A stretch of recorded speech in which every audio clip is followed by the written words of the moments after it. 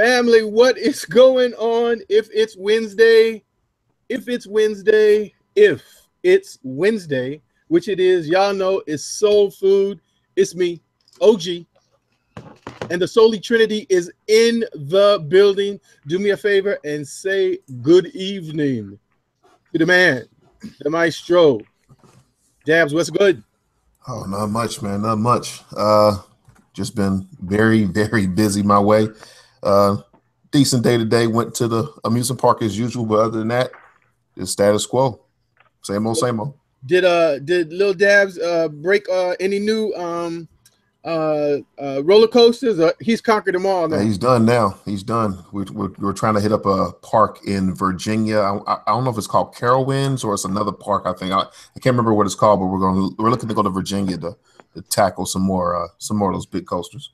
That's kind of close, man. You have to let a brother know. That's within striking distance. You said it's called King's Dominion. My wife was telling me it's called King's Dominion in Virginia. Bro, you're gonna pass my way before you get to King's Dominion. It says like 7 hours. It says like 7 hours away. So that might be the plan, or we're gonna either that or go to Florida and just really do it big. But we'll see how it goes. Me and tonight's guest might come and crash on your tickets, man. So if we can get in on that family discount. And also, let me say good evening to the other third of the Soli Trinity. He is the brother with all the names. What's good, the bearded one? What's going on, man? It's your man, Beard Jedi, a.k.a. the Black Alex B. Keaton, a.k.a. the Kick Ranger, a.k.a. Jehovah, a.k.a. the Boss Kick Ross, a.k.a. the low-cost boss. And y'all know who it is, man. Jack Swagless. How you doing? Man, what's been popping your way? Hey, man, you know, I'm ready for the appetizer this week. I got a lot of pickups, but they were all cheap. When I say 4 pair for less than $250, I'm talking about the bargains. Family this week. Hey, man, I was getting my bargains on this week, so I'm ready to talk about that for sure. And I'm ready to get it to this guest. We got a special dinner guest this evening. Would you like to do the honors, sir? Absolutely. So I'm in fanboy mode right now, family. This is probably one of the only dudes in the sneaker game that knows me more by my government moniker than anything else. So we had to correct him, you know, just so he won't be putting me out there on Front Street like that. But he's a homie. He's just from right around the corner. We met in a DMV, and he is just one solid dude. He is blowing up the customizing area, and you know, we're just glad we could make this happen. We know we have been promising it, and it was off and on, but you know, when you're busy like that, because business is just popping, then you know, it's just like that. But man, what's good? Y'all say good evening, family, to David Zambrano, better known as Dez from Dez Customz. Wow. What's good, baby? Wow. What's going on? Well, put the Social Security out while you're at it. Man. Put the Social Security number out. Now, you know, it's Dez Customz, David Zambrano. I only got one AK, and that's the Heisenberg of this business. But that's me, man. So, like, you know what? You know I'm going to clown you about your shirt, right? Do you know why? The Flash? Why? Yeah, do you know why? Because the Flash is what? Is the Flash fast? Yes. Oh, see. Okay, that's it. No more. That's the only one, bro. Right. I earned that one. Okay, I know next time. All right, I got you. Hey man, that's just how we do. You already part of the family, so you know you don't get any, you know, like first time guest privileges where, you know, we treat you nice and thank you and all that. You just you straight in the family, so we're just gonna jump right off into that. All right, okay, I'm prepared now. Now let me. But you're gonna chill with us for the whole show, right? Yeah, I'll be here, man. Absolutely, absolutely. So y'all know how we do. What's going on with Team Early, Beard? Hey, man, we popping Gabriel Kicks, Warrior Bloods in the building, Don Turner, Payne 82, Cadillac Jackson, Real World Kicks, Jermaine Manning, Black Ass African, 804 The Kang, Jersey Deep, Tay Baltimore. Did I say Timber Stand already? If not, we saying it twice. Young Civic is in the building, Jamie White, Hey, we loaded today, man. Rob, we gotta get you a better name, Rob. Every week you come and slander our chat with this name. We gotta get you a better name. V's Kicks in the building and Payne 82 rounding out Team Early for the evening. Man, that's nice. Maybe one day we'll get a Team Early T. Well, it's weird because I called them Team Early because they were early cats in the chat. But we got some people that work, you know what I'm saying? They're on their way home. Ricardo Bonda just joined in. They're on their way home, so they jump in at any time. So I feel like we got to give them an official name if they want one, because Team Early don't really fit. You know, some of these cats roll through. We halfway through the show. I can't really call you Team Early because you Team Late as hell. So we got to do something better. It's got to be something more inclusive. I didn't make the name for it to be everybody to be Team Early. It was just because they were the early cats. But we got to do something better. So if y'all got names that you like to call yourself, if you want a name, if you're into that kind of thing, let us know. You know what I'm saying? We'll be watching, and then maybe we'll get a shirt out for y'all. Why don't we have that as one of the things to drop in the chat today? If you have a new name, I mean, I'm good with Team Early, but, you know, they might want to be called something else because, like you say, some of them are as late as hell. Some of them be sliding in, like, when we going out and people are saying their goodbyes in the chat, and they be like, hey, what's going on? It's a dude that I know his picture when it show up. I don't know his name. He literally shows up the last 15 minutes of the show every time. Every time is we about 15 minutes away from closing. He be like, yo, what's going on? Like, man, your ass, nothing. The end, the credits. Just in time for the sequel. Everything is done. Well, y'all know we always start off the show with the appetizer, and in the appetizer, we always want to rep that Hump Day heat. And remember, if you follow us on Instagram, that you can tag your pictures on Wednesday with SF Hump Day Heat, and we will feature you. Sometimes we're a little slow, but you will get features. If you hashtag it, we're gonna find you and we're gonna put you out there on Soul Food Street, not Front Street, but on Soul Food Street. So for the Hump Day Heat, what you rocking with today, Dabs? I'm scared to ask because I know when you say busy, you might throw up them fours. Let's see. I did 2 today actually. I had to go into the office today, so I rocked the chrome joints with the black jeans. Nice. So, oh yeah, definitely did that. Then actually took an hour or 2 away from all the busyness. And then went to the amusement park in these just for a little bit. So this the work shoe was the 6 chromes, and this was the play shoe, the extra butter ZX Fluxes. Nice. You know, when you said extra butter, that made me think about your boy Ali Vita is like having some kind of sale, man. He had about 9 pair of shoes, and one of them was an extra butter joint, but he team Little Feet. So I couldn't even. I think he's like a 9.5. He's like 8.5 or some shit like that. Yeah. Oh, I might have to look at that and check it out for Little Man, because Little Man can still get in those sizes, and it'd be nice to get some of that. You know what I'm saying? Different stuff than what he usually wears, which is like LeBron's and Kyrie's and things of that sort. I know Ali Vita probably got some Diodora heat going on over there. Oh man, like I said, he had some extra butter joints going on. It was the one of the last ones. Sorry about that, family. One of the last ones that dropped. It kind of has a lot of sky blues in it. If you said the name of it, I would know it. But at any rate, he has some fire in the stuff that he had out there. Don Turner said Dabs rocking the Enzo Amores. That's hilarious. Hey, that's a good call right there. And that's a great call. That's his flavor right there. If his feet wasn't so small, I'd go ahead and send it to him. I think he wears a size 8.5 or 9. So, you know. Yeah. No doubt. There's nothing wrong with a size 9, by the way. There they go.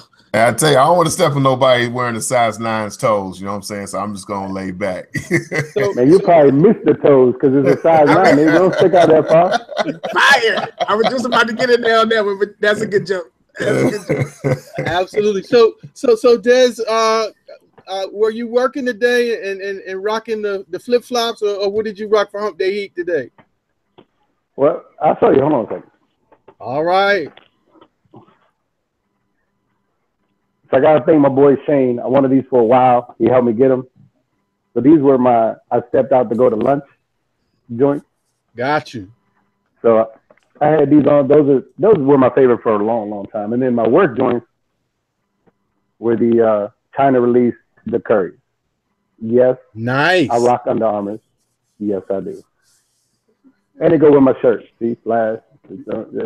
Those are 2.5s. Yes. Okay. Yeah. Very nice. Very nice. Man, I'm an old man. I do for comfort. Bruh, you come on. I don't think there's nobody on here that ain't about that comfort. Don't get it twisted. I mean, I can give you a little style, but it is at the end of the day, it is about comfort.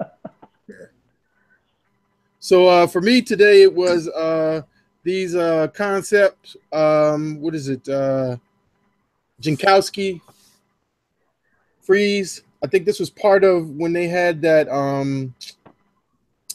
Oh gosh, what is the? I was thinking about this earlier, and I knew I was going to mess it up. The stained glass window set, because they had a pair of stained glass dunks, and this was a SB. Jankowski is a skateboarder dude, if I'm pretty sure, but it's a really comfortable shoe. Kind of cracked leather. So I had a colorful shirt on today. It seemed like that was a good choice. But what about you, Beard? Hey, today I didn't do nothing but go to the gym, so all I wore was my busted gym kicks. Nothing special. Nothing worth slandering the show with. Busted gym kicks. All right, so then let's see these. Let's transition from the Hump Day Heat to pickups. And since you said you had quite a few, we're gonna let you lead it off. So it's not always heat; it's about the price. So let's go in order of the most expensive. I got the Pure Money 4s. They were $114 after tax. It was like $124 shipped. I had not seen these in hand. They got a few quality issues, but the leather on these is dope. And when you compare these to the Motorsport 4s, when everybody on YouTube was like, the 4s never have great leather, you're a fucking lie. Those Motorsports 4s were terrible leather. This is the proof. This is crazy. So I'm glad I got those. Dez, you may be getting these to do some sort I was going to ask you for those. Oh, well, shit. Let's talk. Let's talk. You ain't said nothing but a word because that's why I bought them. The next one would be the Cyber 3s. This was another crazy sale. This was on East Bay. I think they were $97, and then after tax shipped, it was like $105. So I scooped those up for sure. So we're at what, like 220 or 230? Mm-hmm. Then we've got these Ewings. Nice. Got Plato's Closet. Couple trades. You end up with some Ewings. These were worn, but I think they were worn by an angel who was tap dancing on clouds because there's nothing on these shoes. And then to round off my pickups, y'all know I had to do it. Got the Club C's. When they had got those on sale, I had a coupon as well. These were $17. Oh, we're showing you the leg work. We're showing you the receipt. After tax, it was $19.75. Y'all see it right there. So yeah, that was my pickup. That was Finish Line, wasn't it? Yeah, Finish Line. What did I say? No, I didn't know. I don't think you said anything. I knew they was on sale at Finish Line because I was contemplating getting a pair myself. And at that price, I still got another $20 coupon. I may go ahead and double up. That's what's up. So that was my week, man. And if they're white, you know where to send them to. If they're all white, oh. Hey, man, and you know, as long as you got a payment plan or some credit or something like that I can work with, I got a cosign or something, we can make something happen. This dude just bought 4 pairs of shoes and he talking about some payment plans. They were all on sale. I was going to say that. It still add up. Hey, you got to go, you know, he had to paint them in sections for me. I can only do so much. Paint them in sections. I'm going to pay you for the left half of the right shoe this week. wow. Oh, that's hilarious. That was my week, man. That's what I got up. What you get, Dabs? Okay. Still waiting on a couple of things to come in. I don't know what's going on with the shipping, but I'll show you what I did get in hand. My bad, I should already have them out the box. LeBron 10 Prisms. So I did go ahead and cop these bad boys. This is a very comfortable sneaker, the LeBron 10s. I'm all in on these bad boys. Almost like the Kyries. I'm all in on LeBron 10s right now. So eBay got them for steals. And also something that I was going to put out a video out tonight, still will. Cop these off of eBay as well. Is the Rise collab with Saucony. Which one is this? I think it's a Grid. Yeah, it's a Grid 9000. This has a pigskin suede on there. They call it a hard leather, but I don't know if you can see it in the camera. The leather on this bad boy is just ridiculous. Piano keys, that's what the keys they're talking about on the interiors. Oh, dope. Yeah, this is a collab that came out, I want to say it was 2014, but the Rise is a shoe store in New York, and definitely got these at the steal price on eBay. So happy to have these in the collection as well. Those were my 2 pickups, and I was hoping to show more, but I didn't get all the packages I was supposed to get this week, so you guys will be seeing that next week. That just means that you'll be leading off next week. That's all. We shall see. So not to forget our guest, but any pickups this week, Dez? You know what's funny, man? I actually did pick up some shoes, but I bought them because I'm going to customize them and put them up for sale. So I don't have them. Actually, I do. Hold on. So I got these, but they're all taped up, so they look funny. But they're the black and white Huaraches. Okay. So they're all ready for paint, but I haven't had a chance to do this yet because I'm trying to do customer orders first. So see, I put myself second. And then I got the all-white Jordan 1s. I got those. Both of these were for a steal.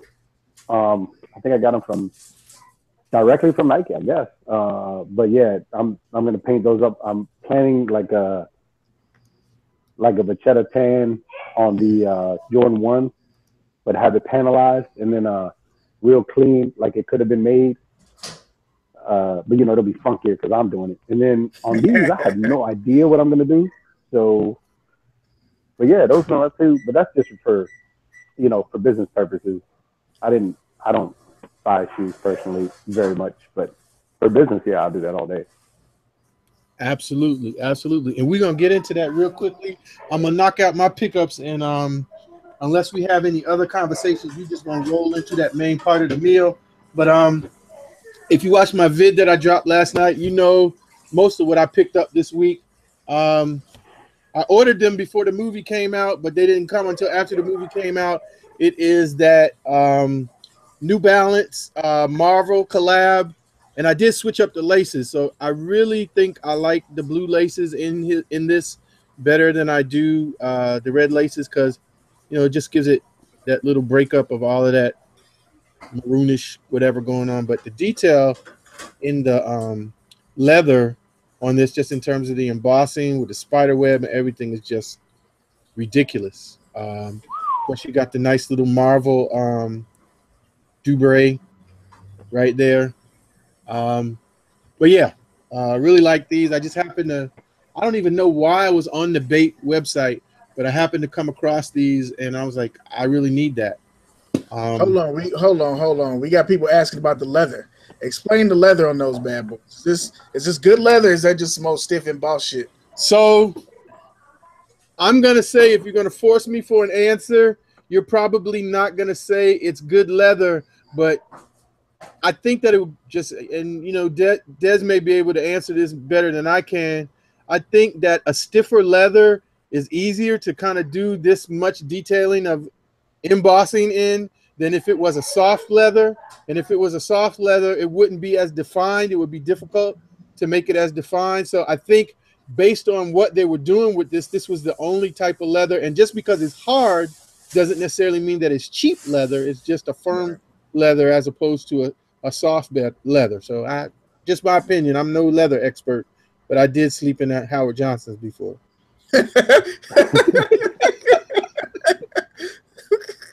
Well, yeah, I don't know what y'all think, but I like them with the blue laces better than I do with the same color. They came with that color lace in there, which is fine, but I like the breakup.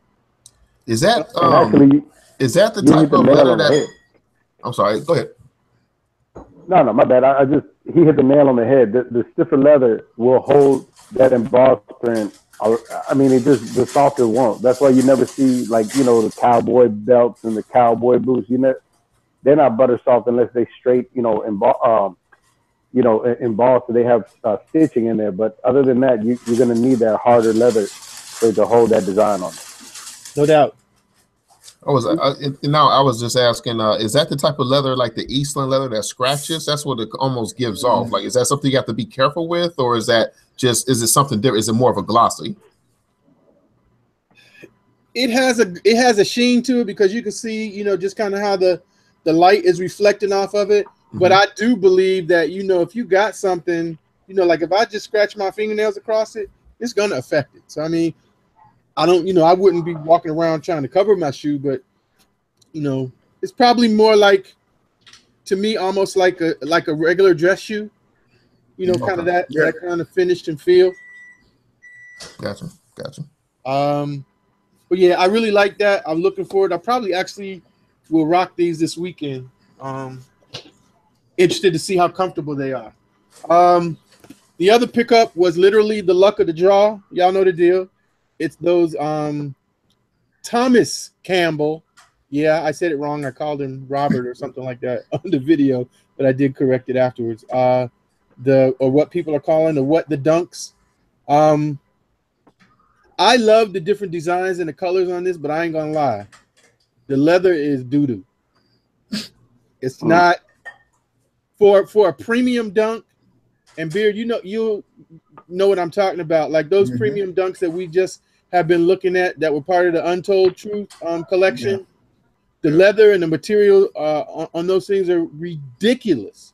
And so I was expecting that some parts of the leather on this shoe, because they were saying it was premium, would be decent. But this is like really that cheap Air Jordan 1, when you wear it one time and step on your toe, is going to have the crease from hell in it.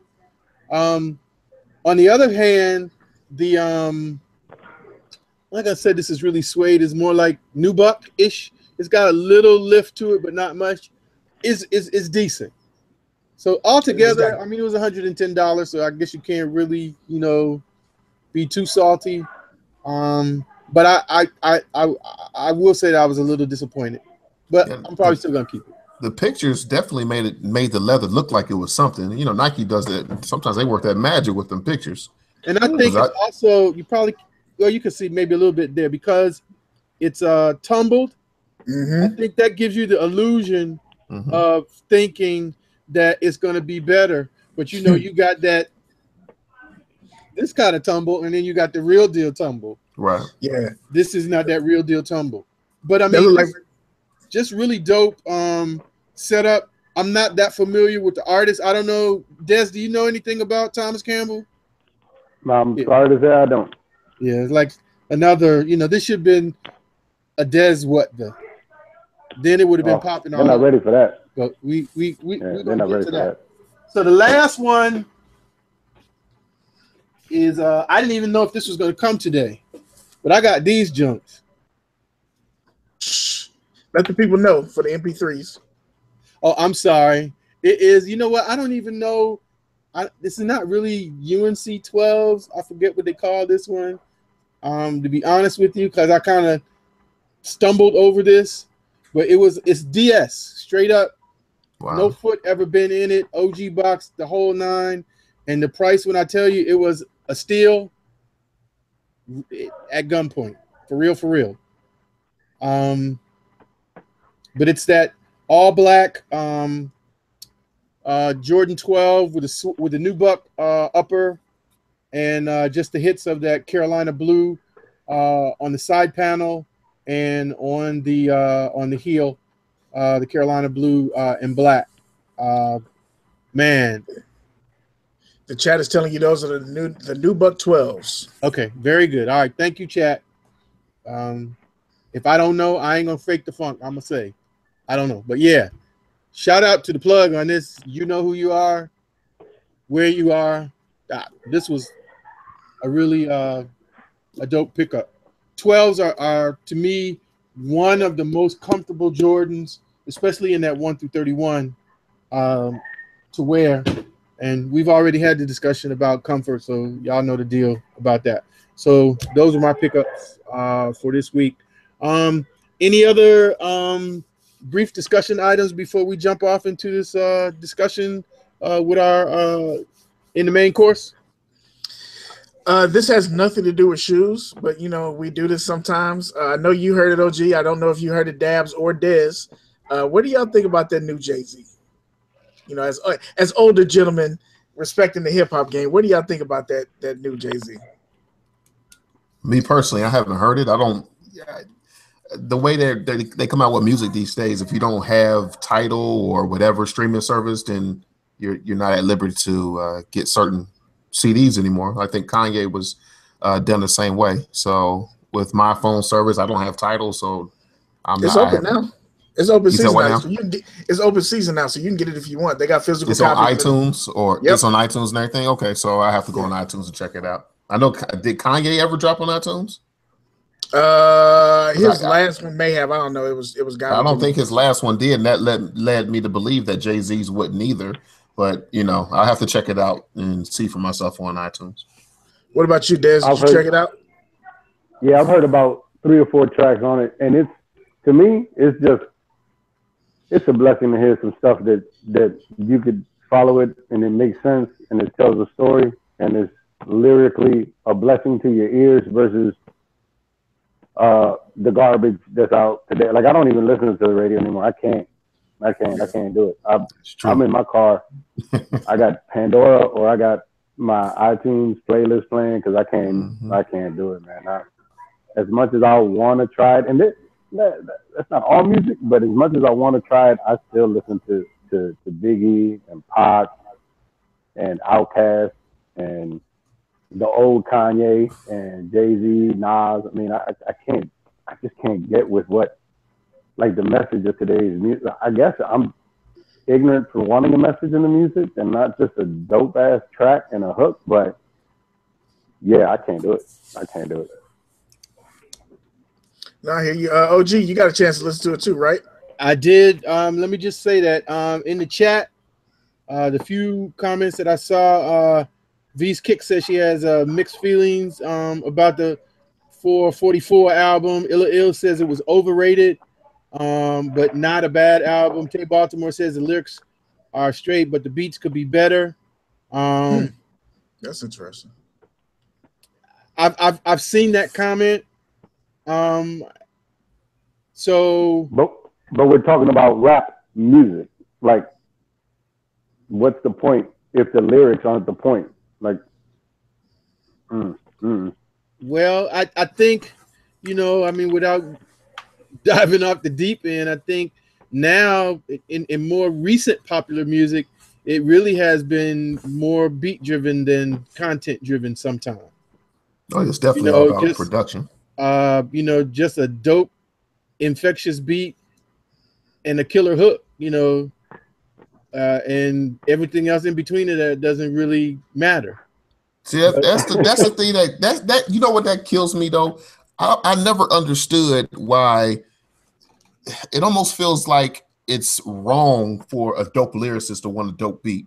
It's like the lyrics is the beat to them, and they want to sling back from the beat. I never understood it. Like with Nas for example, people was like, when he did the one album, the Hate Me Now album, when the production was loud, it was, you know what I'm saying, everybody hated that album, and I was like, I mean, I never understood why a Kendrick Lamar or a Nas, you know, can't step up the production and go along with the beat. It's like they want their word to be heard more than the beat, which is fine, you know. But for me, I like the best of both worlds almost. I want a tight beat with some nice lyrics, and it's hard to find a perfect marriage of both. No, I agree with that. I think it's been like that for a long time, though. It's just now we get the gap and the chasm between the two is so wide that it's alarming. You know what I'm saying? Like Buckeye City Soul just came in and he was like, yo, I like the album, but I like mumble rap too. Mumble rap ain't new. You know what I'm saying? Daz Effects, Fruit Schnickens, Busta Rhymes for a lot of his career, Bone Thugs and Harmony, they were mumble rappers, okay? You call it what you want to. That's not slander. They were mumbling. You know what I mean? But it was still dope. I like the album. I don't know, man, because those artists didn't. These artists now, they depend on catchphrases that and all that shit. That's what these guys, they depend on this now. It's not even about it. It's about a sound. And everybody wants to sound like everybody else. At the very least, that when you're saying it was mumble rap, they still had their own individual sound. The Busta Rhymes, there's none of the Busta Rhymes. You know what I mean? Yeah, it's not this day's mumble rap, but when you had cats like KRS-One out there spitting, and then you had the OGSneekerz coming behind, for the time, that was mumble rap. It's different. I like them both. I don't like these new rappers that do mumble rap because we've seen them when they slow down and when we're talking to them, they're not saying shit. So I feel like that shouldn't even be called mumble rap. That should be called humming rap or some shit, or just humming or hymns. But I think the album is dope. I think it was good to hear an older cat doing music again on this level. Dez, you dying to say something. What you trying to say? No, I'm dying to say that I need to go to the restroom, so I'll be back in like 30 seconds. But I'm over here thinking because I didn't want to interrupt nobody, but I'll be right back. Yeah. And I guess Beard Jedi, what I want to say about mumble rap as well. I think every song has a place. Like when you with your wife, you chilling, whatever. You got certain songs you want to listen to. You by yourself, whatever. You want to hear that lyricism, whatever. You in the gym.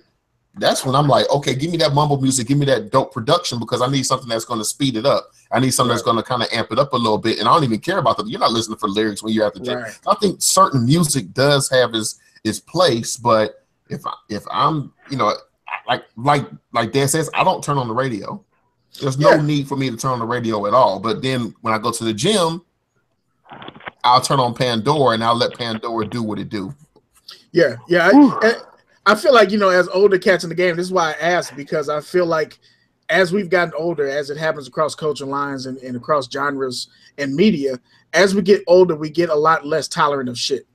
When we were listening to hip hop and when it was on the radio, we had all kinds of music. Everything wasn't conscious. Everything wasn't lyrical. Everything wasn't like that. And we were okay with that. You know what I'm saying? You listen to some concept songs and you listen to a rapping cowboy, you know what I'm saying? Da ha, da ha. We all know the lyrics.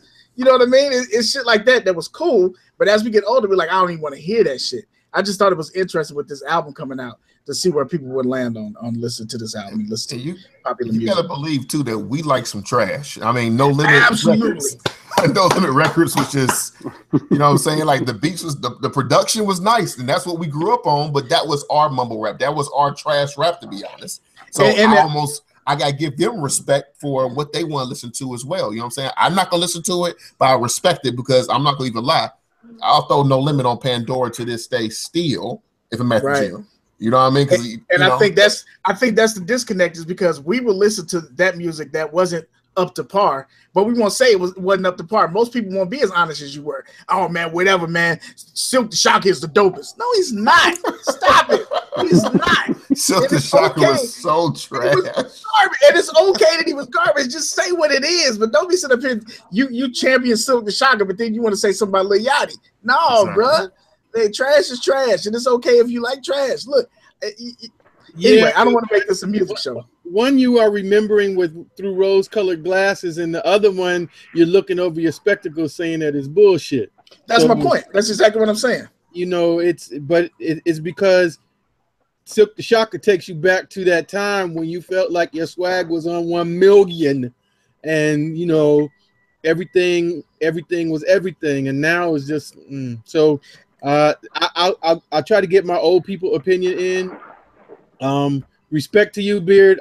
If it wasn't for you, I wouldn't have ever gotten this album because I'm not like a big JayZ dude. But I appreciate it. I probably come at it at a completely different way than a lot of people. I don't care about the things about the revelations that he made about the shit that we already knew was true anyway. The Lemonade, whatever. I like the first 3 tracks. Those are the ones that I listen to the most. Kill JayZ, the OJ is my shit.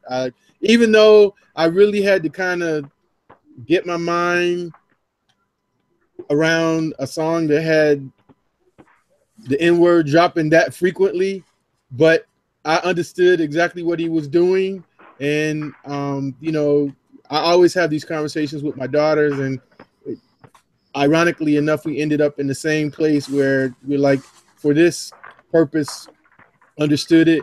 It was lyrically masterful to me. And for me, when I'm listening to that, as a person that writes songs, that's what I'm listening to more than anything. Not so much focusing on the beats or anything like that. I mean, that's part of it. But so I appreciate it. There were some other songs towards the end of the album that I didn't really, you know, they're like a easy pass for me. But overall, you know, decent. And I don't compare. I'm not deep enough into JayZ to be like, oh well, you know, this album was way better, and this is, you know, better representation of who he is or who he was. I'm just judging it on its own merits and its standalone as itself. He's already a embroiled, iconic figure, so you're gonna have those people that love him no matter what, and those people that just, oh well, it's just hype and this and that and the other thing. But you know, decent album. Yeah, I didn't mean to, you know, derail the chat, but I knew we had to touch on it because that was a hot thing, you know what I'm saying, from our last show. I saw somebody that was Pain 82. Pain 82, you blocked. You can't say that's savagery. He said Big ain't got no material. Boy, if you don't sit your, hey man, let's go ahead and get to the, yeah, I know. Look at Dez. You even made Dez on the West Coast. You even made Dez roll his eyes. Where are we coming from when you say the Big doesn't have material? Is the fact that he had 2 albums? I don't know. That's Pain 82 comment.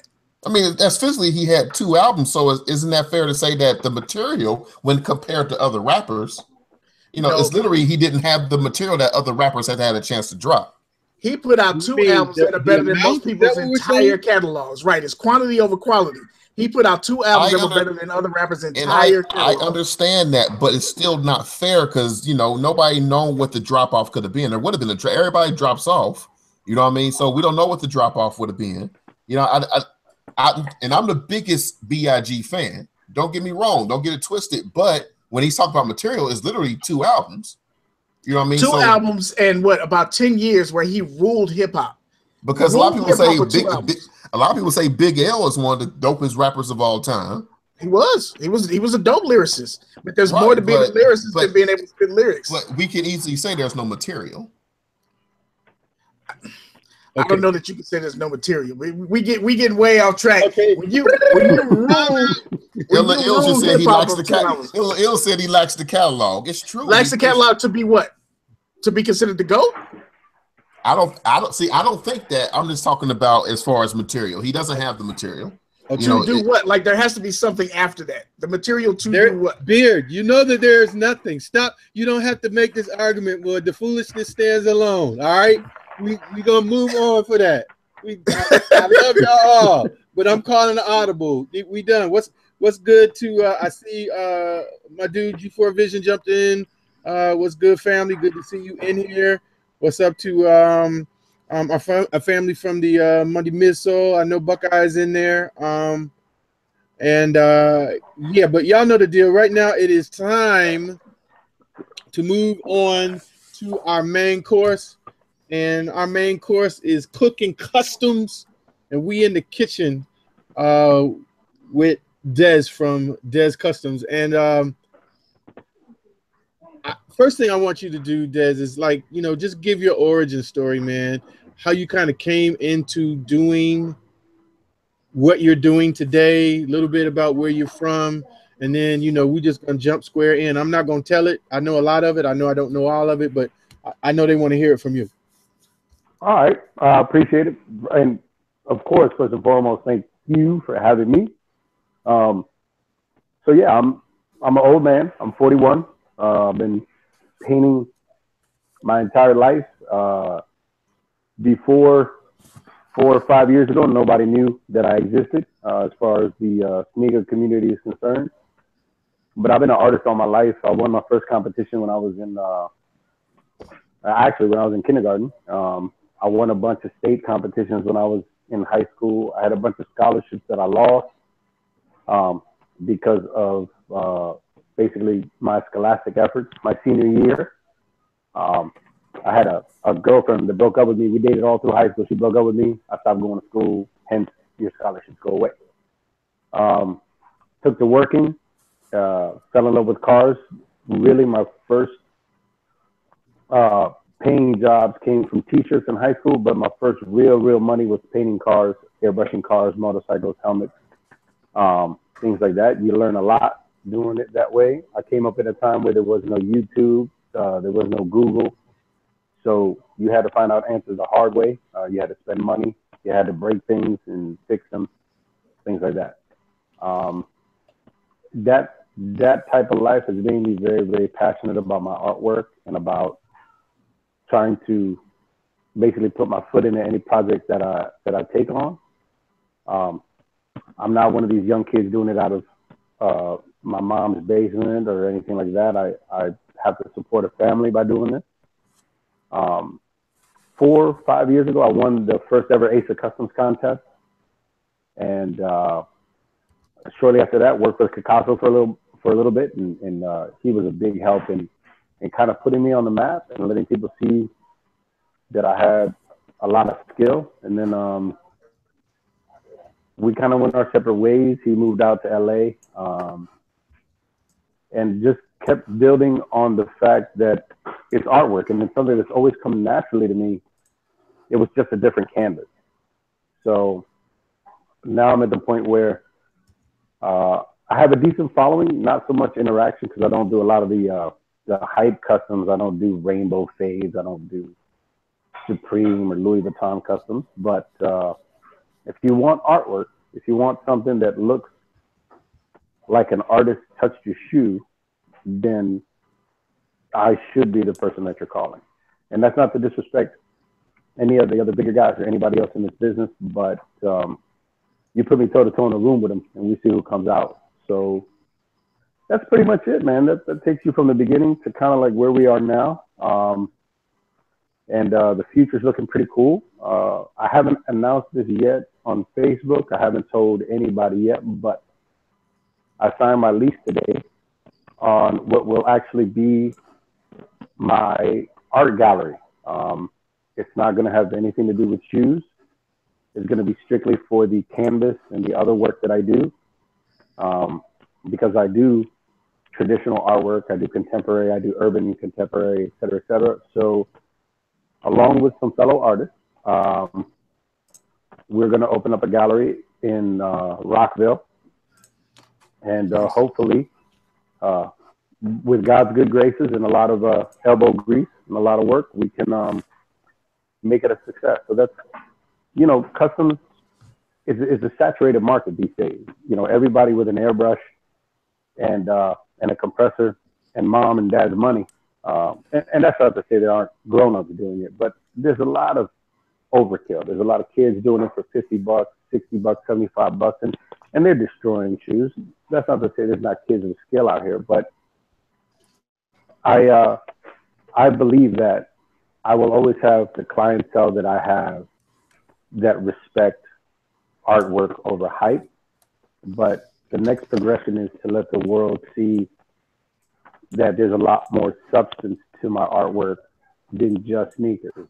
So that doesn't mean I'm going to stop doing sneakers, of course, but it is going to be, I am opening up something where the public and anybody who chooses to can come see where my skills, how far they can go, because shoes are just, they're wonderful. They help me pay the bills. I love the life that I have and that it's brought me, and the travel and the people that I've met. But there's a deeper passion that comes with this. It's not just, I'm not a shoe customizer. I'm an artist that paints on shoes. So, I am the Heisenberg of this. I mean, I took the blue stuff. Like, that's where you want to be. I'm just letting you know. So tell me about, let me back up and say, we were talking before, and you and I met, I want to say, as the star was on the rise, and probably in that time period when you would characterize it as not that many people knew your name. But I'm telling y'all, even then, he was making bangers, because that, as a photographer, that's what drew me to, you know, what Dez was doing. Now, I knew him when I could actually call him and he would answer the phone and I could get a shoe. I answer your phone all the time. Don't do that. Don't do that. Except for during football season, and I respect that. You know, come on. Big hug. It's an internet hug right now. I'm just messing with you, man. But if you could pinpoint, like, where was the turn for you? Was it a particular shoe? Was it a client that kind of was like, oh, wait a minute, you know, was it the shop? You know, what was it that kind of where you turned the corner and things began to open up, to leading to where you are today? So that's an interesting story, actually. So I had I was kind of in between jobs, and then I decided, you know what, artwork, because I had tried to open a business 2 or 3 times and failed both times. Like, you know, my success is not without a trail of misery behind it. I mean, not being able to pay the rent, you know, losing the apartment, losing the condo, losing the house. I mean, these are all things that really happen in life. I mean, I'm not ashamed to say it. There were times where this little man right here, that's my motivation right here. What's going on, man? I was doing an interview. Okay, I'll be right there. Actually, when he turned 1 is when we lost one of our homes because I was busy trying to build a business. So this was 7 years ago. And I had to live apart from him for a month because the next place we were moving into wasn't going to be ready for a month. And it broke my heart. So it's not without a trail of misery. But so I had finally knuckled down. I said, you know what? Art is not where the money's going to be made. Let me get a 9 to 5 and I'll still keep sharp. I'll keep doing artwork. Whatever people ask me to do, I'll do. This kid, Kicks or Die, actually came to me, and a lot of people, but he was love and hate. A lot of people hated him. A lot of people loved him. But he asked me to do customs, and he had a really big audience at the time, as far as I was concerned. He had like 10,000 followers. I had like 200. And working with him made me a very hated individual, but it got me contacts. And it brought me into the light where Picasso's got 500,000 followers, you know, but this is back when he only had like 150,000. But it brought me into his vision where he was like, and actually he didn't like me much when we first started out because, you know, this kid had me copy one of his customs, and you know, I was new to the game. I didn't know what I was doing.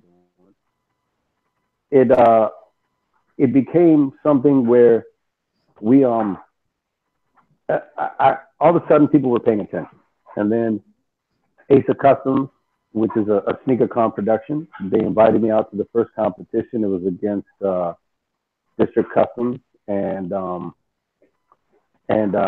oh man, this other kid, he's so sharp. I'm embarrassed that I can't remember his name right now, but he's so good with it. I remember before the end. So there we were, man, and they were more known than I was. And at the end of the day, I won it, and that became the turning point. So working with this guy that was kind of hated in the business, you know, some people messed with him hard, some people hated him, but working with him actually was the turning point. That's what put me on the map. And then he and I had a falling out because I couldn't do it anymore. I couldn't withstand this barrage of negativity that would come my way simply because I was working with him. So, you know, I had to go my separate way. I had to do away with that. So after the Dez Customz, and you won't see me, I'm just trying to throw up some of the picks. And since we were talking about rap, I just threw out these threes with Big on one side and JayZ on the other side. But so going into the Dez Customz, what did you feel like your chances were of winning? And when you once you were successful and won, how did you feel? You know, I was older than the other two, and if you look at the YouTube video that they made, that Dez Customz made, I say it in there. My experience and my abilities are what's going to put me over the top in this one. And I really felt that. I really felt that.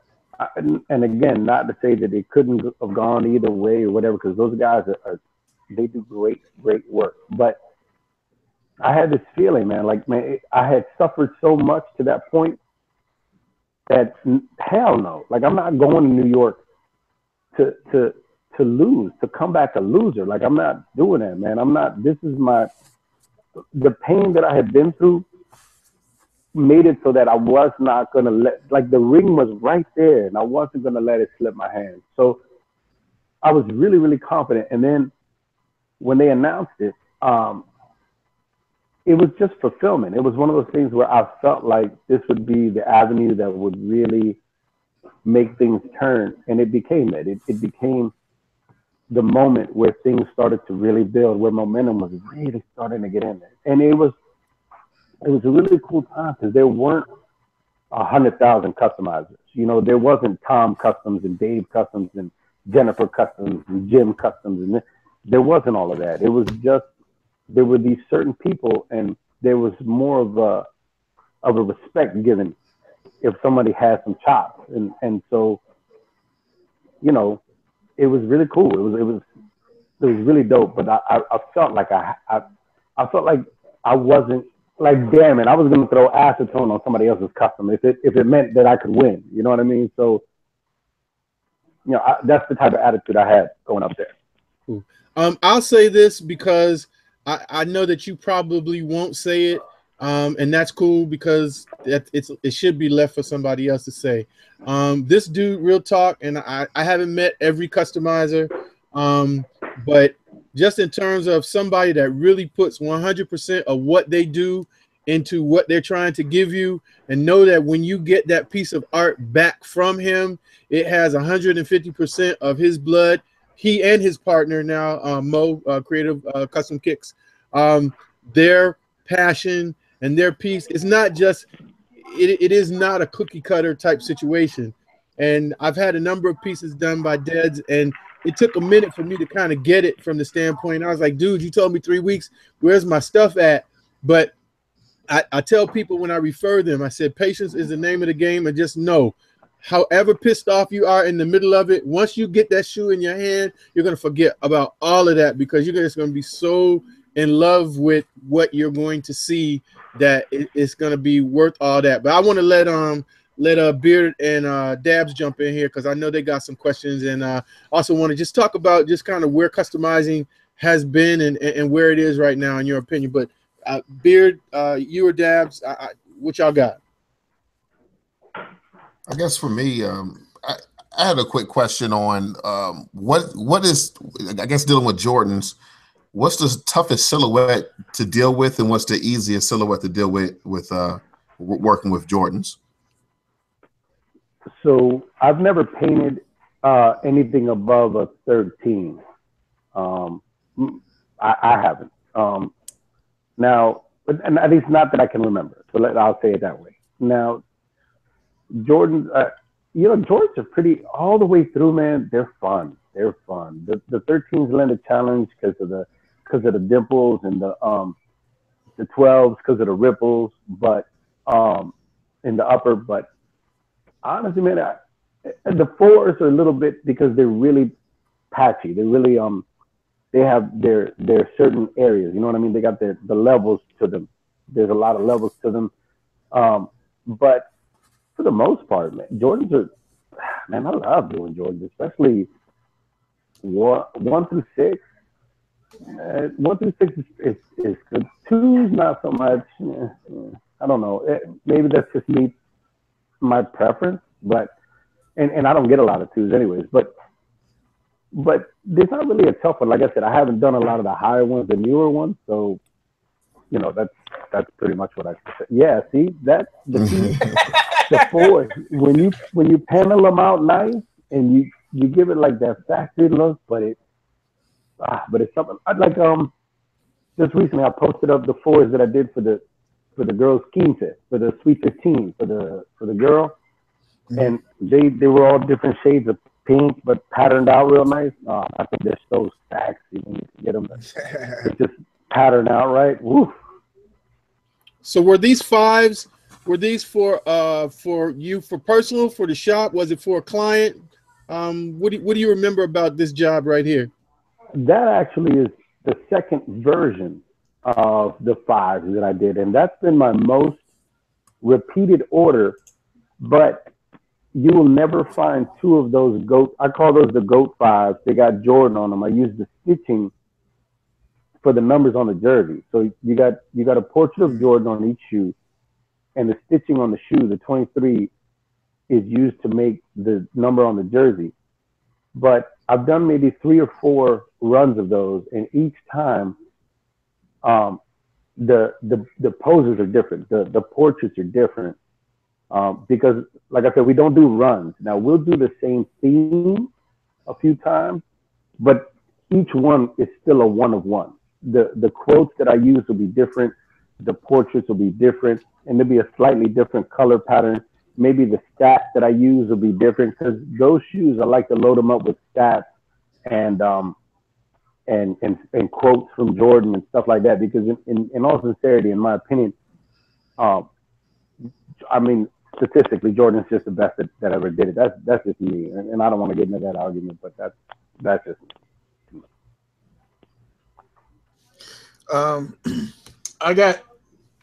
So I'm gonna share 2 pair, and then I'm gonna go to some of the questions from the chat. I bought a pair of B grade Jordan 6s that I got from the outlet, and the way that they processed it was over the phone.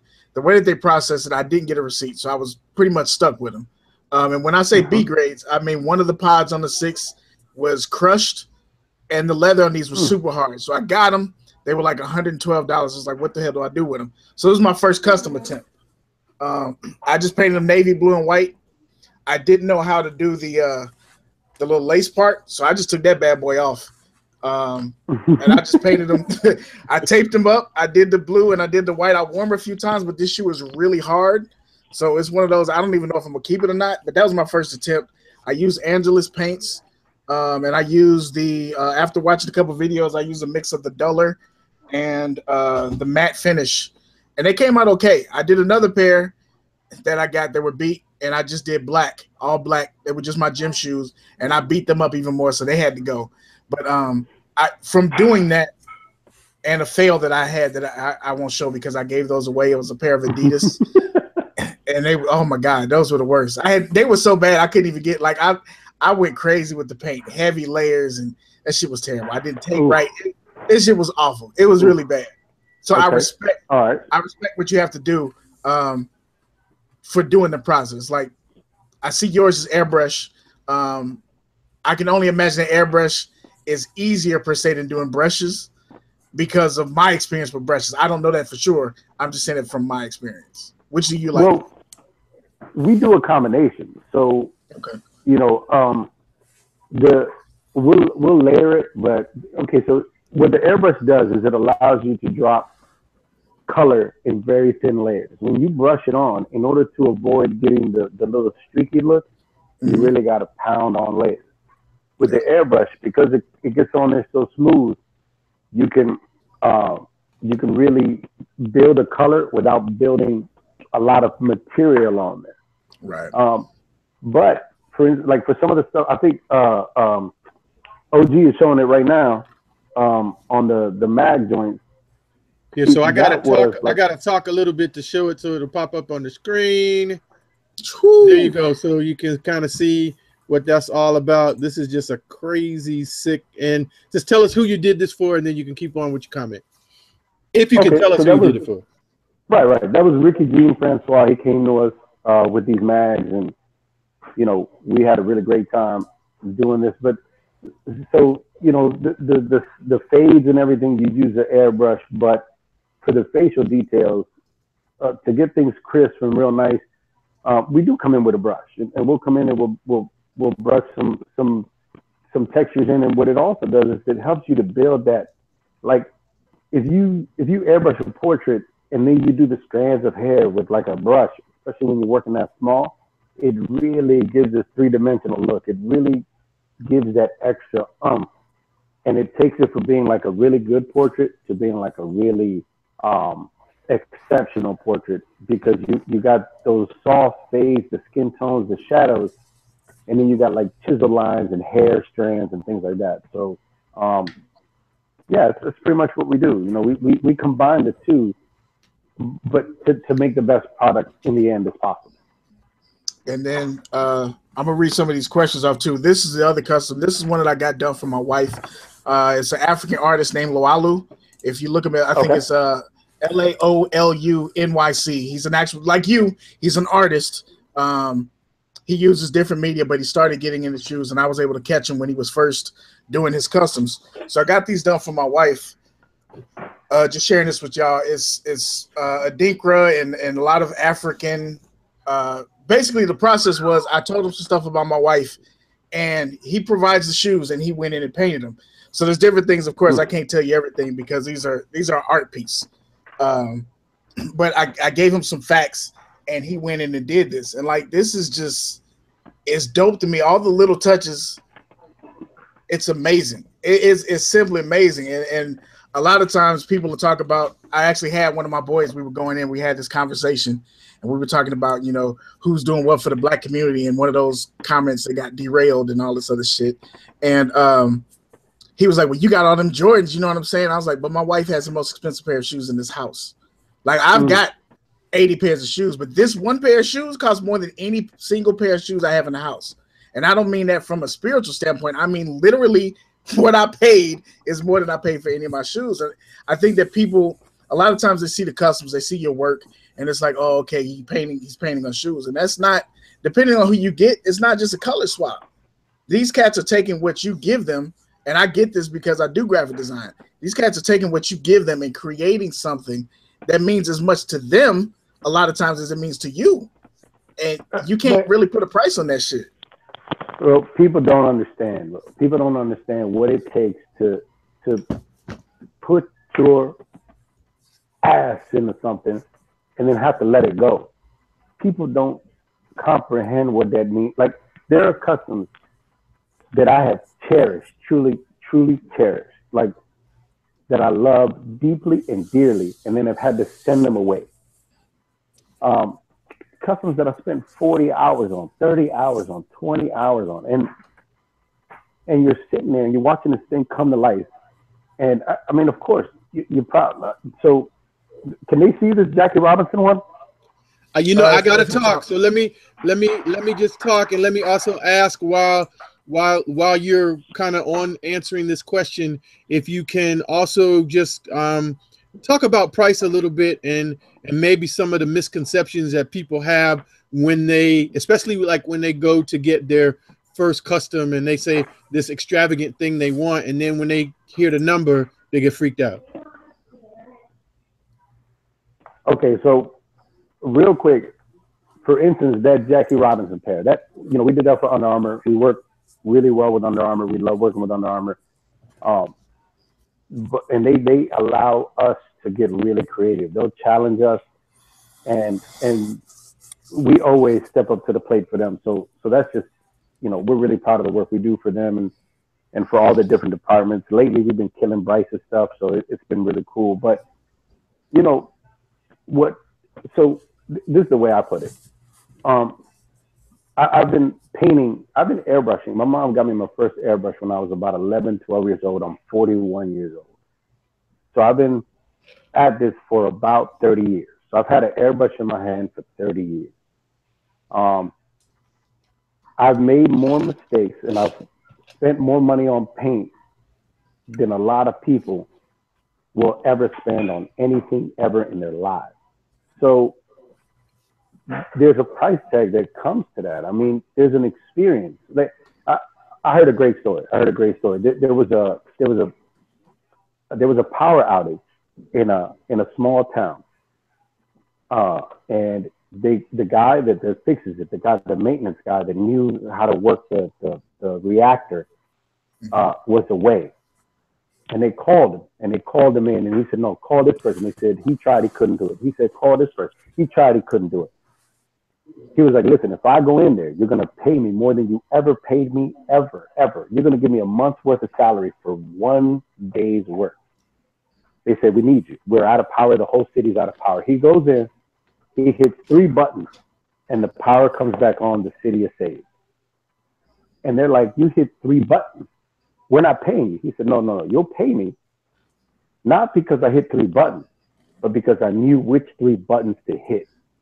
Absolutely. And that's the value that you get when you go to Creative Custom Kicks. When you go to myself, you're getting people that have learned and suffered and wept and bled and succeeded and failed and succeeded again. And you're getting that person to put their hands on your shoes, and that person's going to do 110% for you, because that person knows what it's like not to get the phone call, not to get the work, not to get paid, all of that stuff. And to the point that you were making earlier is, some people, do we go long on projects all the time? But what you don't want is the day that I pick up your shoe and I'm just not feeling it. You don't want me to paint your shoe that day. And that's the nature of an artist. You're not asking, a computer guy to fix your computer. You're not asking for, someone that does their same task every day and has no passion for it to do the task that day. You're asking somebody that has an enormous amount of passion for what they do to put that passion into your shoe. And if that passion's not there, you don't want them touching your shoe that day. And it may take a little longer, because sometimes we have to step away from shoes and do a canvas, do a portrait, do a mural, do something else to get that fire going again, to then get back on your shoe and blow your mind with it. Absolutely. So I've got a question. Have you ever done this again? It seemed like to me, I remember somebody saw this at a show when you had the shoe. And did you do another Bob Marley? Or am I still standing that I'm the only one that has this? You're the only one that has it.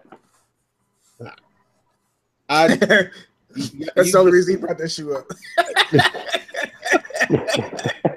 That was the sole purpose. Not that I just want to make sure that y'all know this is a 1-on-1. I want to let y'all know. No, I really want to show the shoe, man. People really freak out about the Iron Mans, but I'm not gonna lie. This and the custom that you did for my wife, which I can't show because it'll mess me up. And that's really, really basic, but it was just mad. I'll tell the story, but I won't show the shoe. I just love the shoe, man. And it wasn't really sophisticated or anything like that. And I've worn this several times, and that face is still holding up, man. And I snickered to myself when you said that you hadn't done any Jordans over 13, because I guess technically people don't necessarily count this as a number Jordan because it's a future, so it's a hybrid. But what you did with this on this shoe, man, is just it's always going to be one of my favorite, even though the dog chewed the toe on the other part. Plus, I'm really salty about that, but yeah, just love these. There it is. Love these to death. But I got some of the questions from the chat that he had in here. Go for it. You answered Sneaker Files' question. He was asking you about parting with customs that you've done, and you kind of answered. Well, you actually answered that perfectly. So hopefully that works for you, Sneaker Files. The King is asking about some JayZ Customz. He's got a foams. His name is the 804 King of Foam and Jays. He's got some foams. He wants to know how much would it cost to get some JayZ Customz done on some foams. Okay, so man, I tell everybody it's like going to a restaurant. You know in your mind, if you go to Ruth's Chris, you know in your mind you're gonna spend about $50, $60, but you might spend $200-$300. It's the same thing in customizing. Our base price for foam is $250. That's our base price. That's the lowest we'll touch a foam for. Now, because of the prep work, the sanding, and all that stuff that goes into it. Now, you could get the word JayZ and some water effect, and you'd be right around $250. But we did a Jaws pair for Shane Victorino, and we actually got parts from the movie onto the shoe. He paid $550. You know, you could get underwater scenes and have the light glistening off the skin of the shark and make it look realistic and da da da da. But the best thing to do is email us. Let's talk about it. Let's see what your budget is. Let's see what we can give you for your budget. But it's not going to be any less than $250. That's our base price on phone. So yeah, that's what you're looking at. That's kind of the base price all the way around. Okay. Ills asks, how do you manage the workflow with the amount of orders you got coming in with working with NBA and MLB? How do you manage your workflow? It's crazy. Luckily, I have one of the best partners on earth, and you guys will probably sit down with him at a later time. But my partner, Creative Custom Kicks, Muhammad, he's an incredible individual, incredible work ethic, and he really keeps us on par with our tasks. But it's crazy. It's crazy, and we would hope that people would understand that the bigger we get, the more value that lends to what they're getting. I mean, you know, I would hope that they understand that, but it's difficult and things fall through the cracks. I mean, it's the God's honest truth. I mean, there's stuff that we were supposed to have gotten on, and we might be derailed with something else, and then we'll look back, or that customer will call, and we're at the deadline, and we have to tell them, listen, we're going to need another couple of weeks. I'm sorry, somehow, some way you got overlooked. I apologize to you, but you know, we do our best, and usually what will happen is, if we do overstep our timeline, we'll throw in something extra. So if they ordered a basic custom, we'll step it up. We'll throw some extra items in there. We'll do some extra artwork for them, something that'll make it right. And 9 times out of 10, look, I can't even lie. We'll charge a certain price and we'll exceed the value on that price. It's just the nature of what we do. Like, you know, if you ask for a pinup girl, we'll do a pinup girl, and then we'll do the bomber planes, and then we'll do the fighting scene, and it makes you know, we charge you for this, but we thought that this and this little extra piece would make it perfect, so we did it anyway. Right. Sneaker Files had the same question I had written down. How do you handle recreating artwork that was done by somebody else, and B, copyright situations? Somebody asked you for a Marvel custom. Do you have to get a limited, you know what I'm trying to say, a limited copyright or thing to use theirs, or you just go for it? Yeah, license. Thank you. Excellent questions on both counts. First and foremost, we don't do other people's artwork. If you see a custom that you'd like and somebody did it a certain way, we'll take on that theme, but we won't copy that custom. And I've posted on Facebook, I've posted in groups where I'm saying, go to this person, or look at the person who did it. Well, they're not doing it anymore. Okay, fine, I'll do it, but I'm not doing it that way. I have to change it up, because like I said, I did it once. Coming into with my first custom ever, I copied Picasso because the kid asked me to do it and he was paying the bill, and I didn't like the feeling, and that was the last time that ever happened. So, you know, and we get copied. There are people today doing customs that I did 2 years ago, and it's fire. Well, yeah, it was fire 2 years ago when I did it, but go ahead, go for it. I don't, like I said, man, I don't call people out. I'm in a blessed place. I don't need to be doing stuff like that. But yeah, we don't. And I've got the screenshots of conversations to prove it. When I send people to the person that did it, or I tell them we're going to change it up. And copywriting, when we do, let's say a Marvel character or something like that, we're doing an artist's impression of that character. So I'm not copying the character. I'm not taking that character off that page, copying it and printing it on a shoe. I'm giving you my artist impression of that character. So I'm free to do that because I'm an artist. I can do that, and I'm not charging the shoe. I'm not selling the shoe, so I'm not a reseller. So I don't violate that. And copyright. I don't look. The customer requested it. Go blame the customer. I'm not. All I'm doing is painting. I'm giving you my artist rendition of what that character looks like in my mind. If it resembles your character, great. Yeah, and I think they got bigger fish to fry, bro. No, that's real talk. I think the last question, and I'll stop talking, fellas. My bad. No, V's Kicks asks, is there any shoe that you won't touch that's just off limits?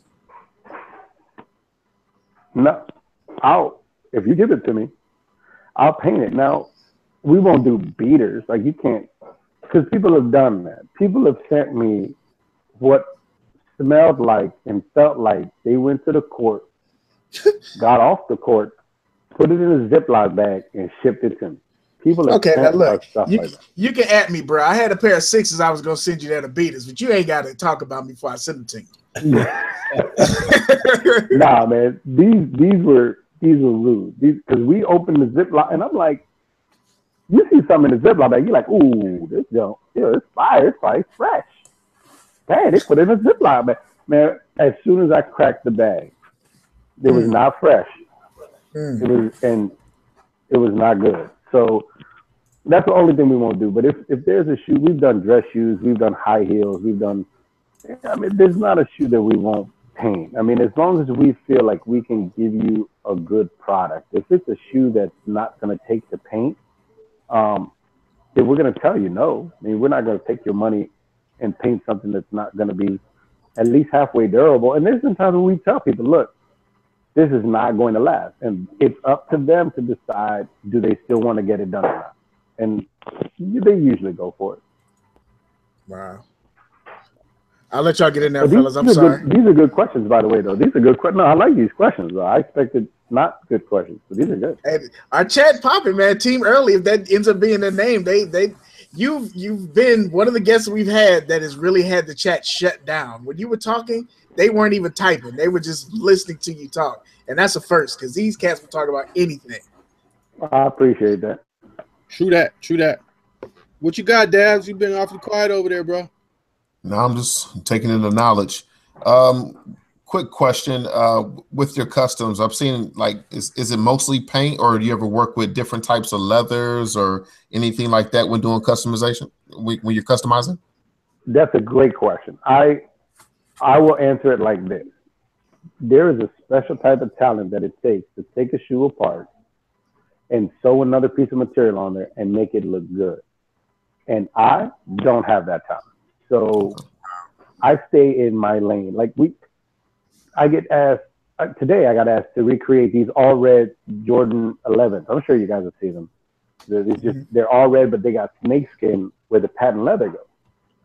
And I can't do that. I'm not going to do it. And you know, yeah, I'm not going to do it. It's not my lane. It's not what I do. I know where I am, and I know what I'm capable of.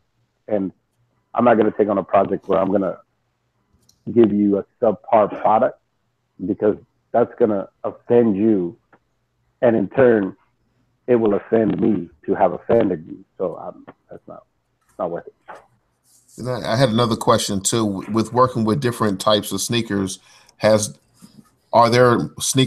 with you doing the work on these sneakers, are there sneakers that you have more appreciation for, or are there any sneakers you have less appreciation for, with like knowing how they're constructed and things like that? You know, look, see, it's gonna sound real. It's gonna sound real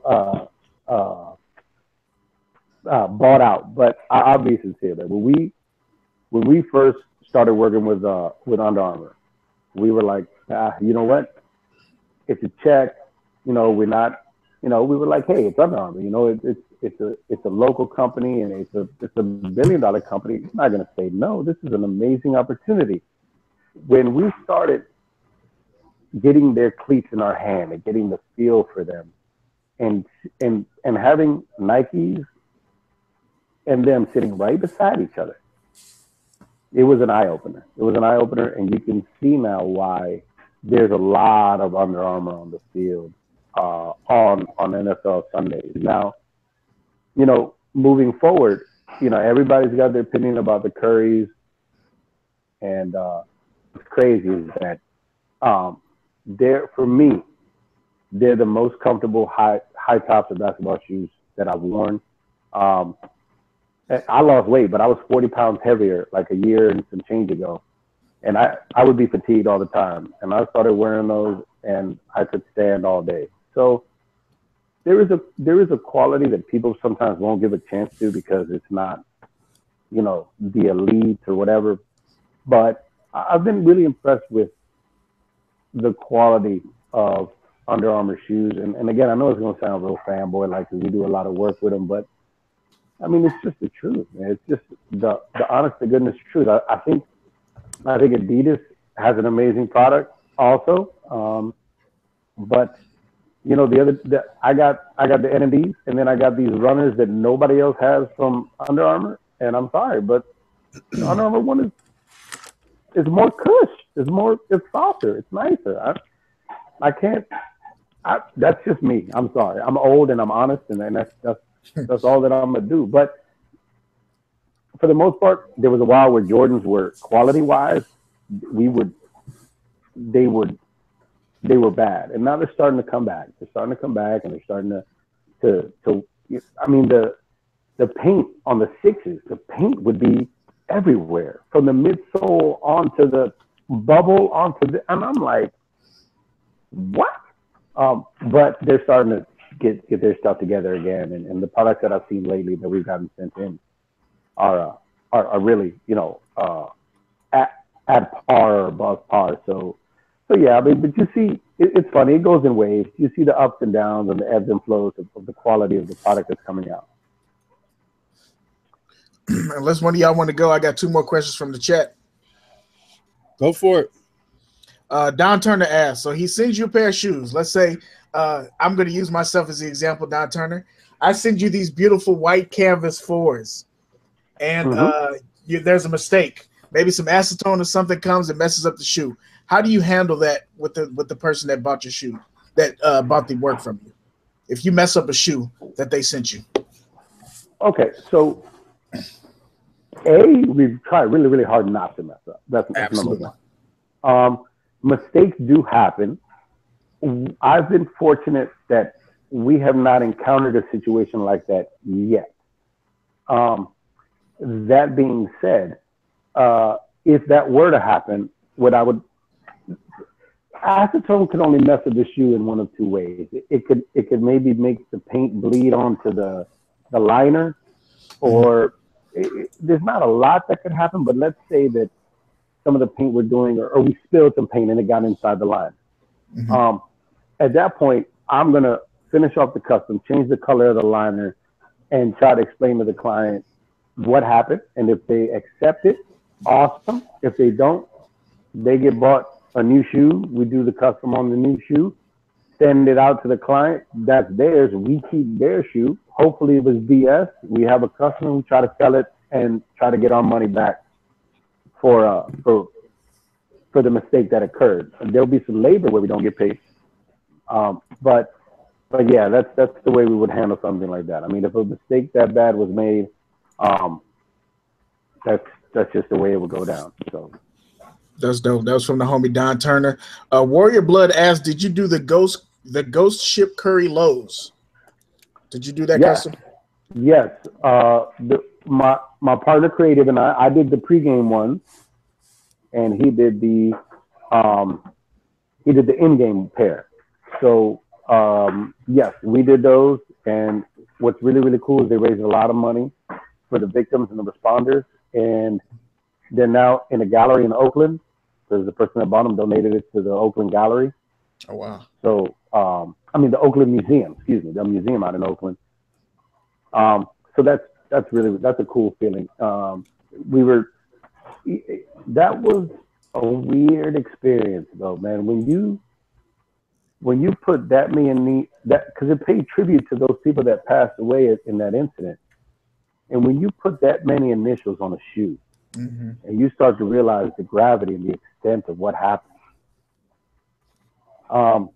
it's a creepy feeling. It's a surreal feeling. Like, we were so proud to be a part of something that we knew was going to raise some good money for people in need. But, you know, I'm not going to lie, it was a strange place to be in emotionally, because, you know, you start to put these initials on there and you start to realize that every single initial was someone that their life was cut short, period. Period. And regardless how old they were, their life was cut shorter. They're not waking up the next day. Somebody misses them. Somebody's longing and wishing they had a few more moments with them. And it's like that a lot. When we do a lot of like rest in peace shoes, and when we do a lot of tribute shoes, it gets that way. It gets that way. Like the tribute pair we did for Bryce Harper for Jose Fernandez, the Miami Marlins pitcher that passed away. It's the same thing, man. You're doing a portrait and you're so excited that you're making the portrait look good and so on and so forth. But then, you know, you snap back into real quick the purpose of why you're doing it. And it's a young man that, for whatever reason, you know, regardless of the circumstances of the accident, because a lot of people, when they were posted up, were like, oh yeah, you know, they flipped their boat because they were drinking and partying. And it's like, you know what? Right. Everybody knows somebody that drinks and parties, but if you woke up the next day and heard they passed away, you wouldn't be judging them, you'd be missing them. So shut the hell up and take it for what it is, man. It's a young man who jumped off a boat and saved his mother when they were trying to come to the United States. Yeah. That's a life worth having around right now. You know what I mean? So absolutely. Yeah, so I just so people can see, you know, the beautiful, you know, work that you were just talking about. This is the pair, right, that you were talking about, the most recent pair that you did for Bryce. And this was 40s in the All-Star game, correct? Yes, he wore them last night in the All-Star game. And you know, just similarly, I said I would do it, so I want to be a man of my word. Oh boy. Yeah. Oh boy. So this probably doesn't necessarily look like much, but you know, just the story behind it. You know, people that know me, and I think I've shared this. I'm a fairly transparent person. My wife is a cancer survivor, and whatever I love about kicks, she has the equal. I don't really care about them. She's not really into shoes. But anytime we go to the store and she sees something that she likes, just know, even if I'm broke, I'm gonna buy it for her.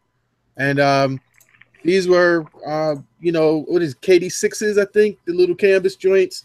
That's a really, really plain shoe, but for whatever reason, she really gravitated to it as a cancer survivor. You know, that pink color is that means something. And it was, I mean, literally, I don't think it was a week. It was no more than 10 days before her birthday. And I called Dez and I was like, look, man, I know I'm going to ask you something impossible, but I'm going to ask you anyway. Is there any possible way you can do something? And I just he said, look, man, come to my house, bring the shoe, and I'll have it for you. And I don't know who else missed their shoes because he handled me, you know, that he paused. I knew I was going to say that. Because he took care of this piece for my wife. Pause. It's so simple, but it is so on point. I don't know if you can see it close enough to see that on one swoosh, it has 11, 17, 11, which was an important day in her process. On the other, it has, on the other swoosh, it has that she's a survivor. And then it just has the walking, I guess, rain band, or I don't know what the proper term is for that. That's represents you know, cancer. Ribbon. Thank you. I couldn't get the word out, but just she loves these shoes, and the really kind of crazy but cool thing about this is that, like, our oldest daughter now, is tall enough and big enough as a young woman that basically she can wear her mother's shoes. And she had a couple of very special occasions where she asked to wear, and at first my wife said no. And then she thought about it, and she actually let her wear the shoes. And that day, that I can't remember, it was some event at her school where, and it may have been that they were doing some type of benefit for a classmate of theirs that was succumbed to another form of cancer. And so they were wearing pink at school that day. And to be able to wear those shoes and you know, tell that story and share that with her friends was just really powerful. And it was it just created another bond between, you know, mother and daughter, man. It's just, just a dope. And I'll never be able to say thank you enough, you know, for doing that, bro. Real talk. You know, it's moments like that honestly that we cherish. I won't even lie, man, because it's, you know, we've been part of wedding receptions, we've been part of best man gifts, we've been part of this, that, and the third, and it's just the feeling that you get when you can be a part of something like that. We've been a part of the healing process for people. I mean, there's been people that have come to us with heartbreaking projects. I mean, just stuff that you hear and you're like, oh my goodness. And you get to know these people, and it's just like, you know, to be a part of their lives like that, for just doing what God bless you to be able to do is, I'll tell you what, man, it never gets old, and it's just something that I cherish so much. Like, it's just so much. I'm so happy to be able to be doing this and to, you know, like what you just shared, man. That's, you know, in no small part, I'm there a little bit, you know what I mean? And it means a lot. It means so much, for real. And you know, it's really, it's awesome. It's awesome when you can get that type of feedback, because a lot of these stories we'll never know. Like, if somebody handed their shoe down to their son or to this person, we don't know what happens with these shoes when they leave us. You know, we'd like to think people take care of them. We've seen some pictures of people that put them on their mantles and stuff like that.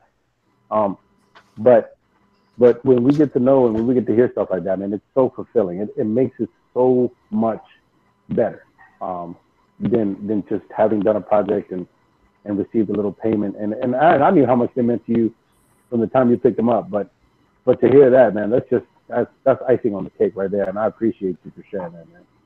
No, man, it's like I said, I told y'all I was going to be a total fanboy for this show, because, you know, and I appreciate, you know, my partners in crime, you know, Beard and Dez for putting up with me, because I've been talking, I've been pounding them with you, you know, doing this, and just, you know, I'm glad that we were finally able to pull it together.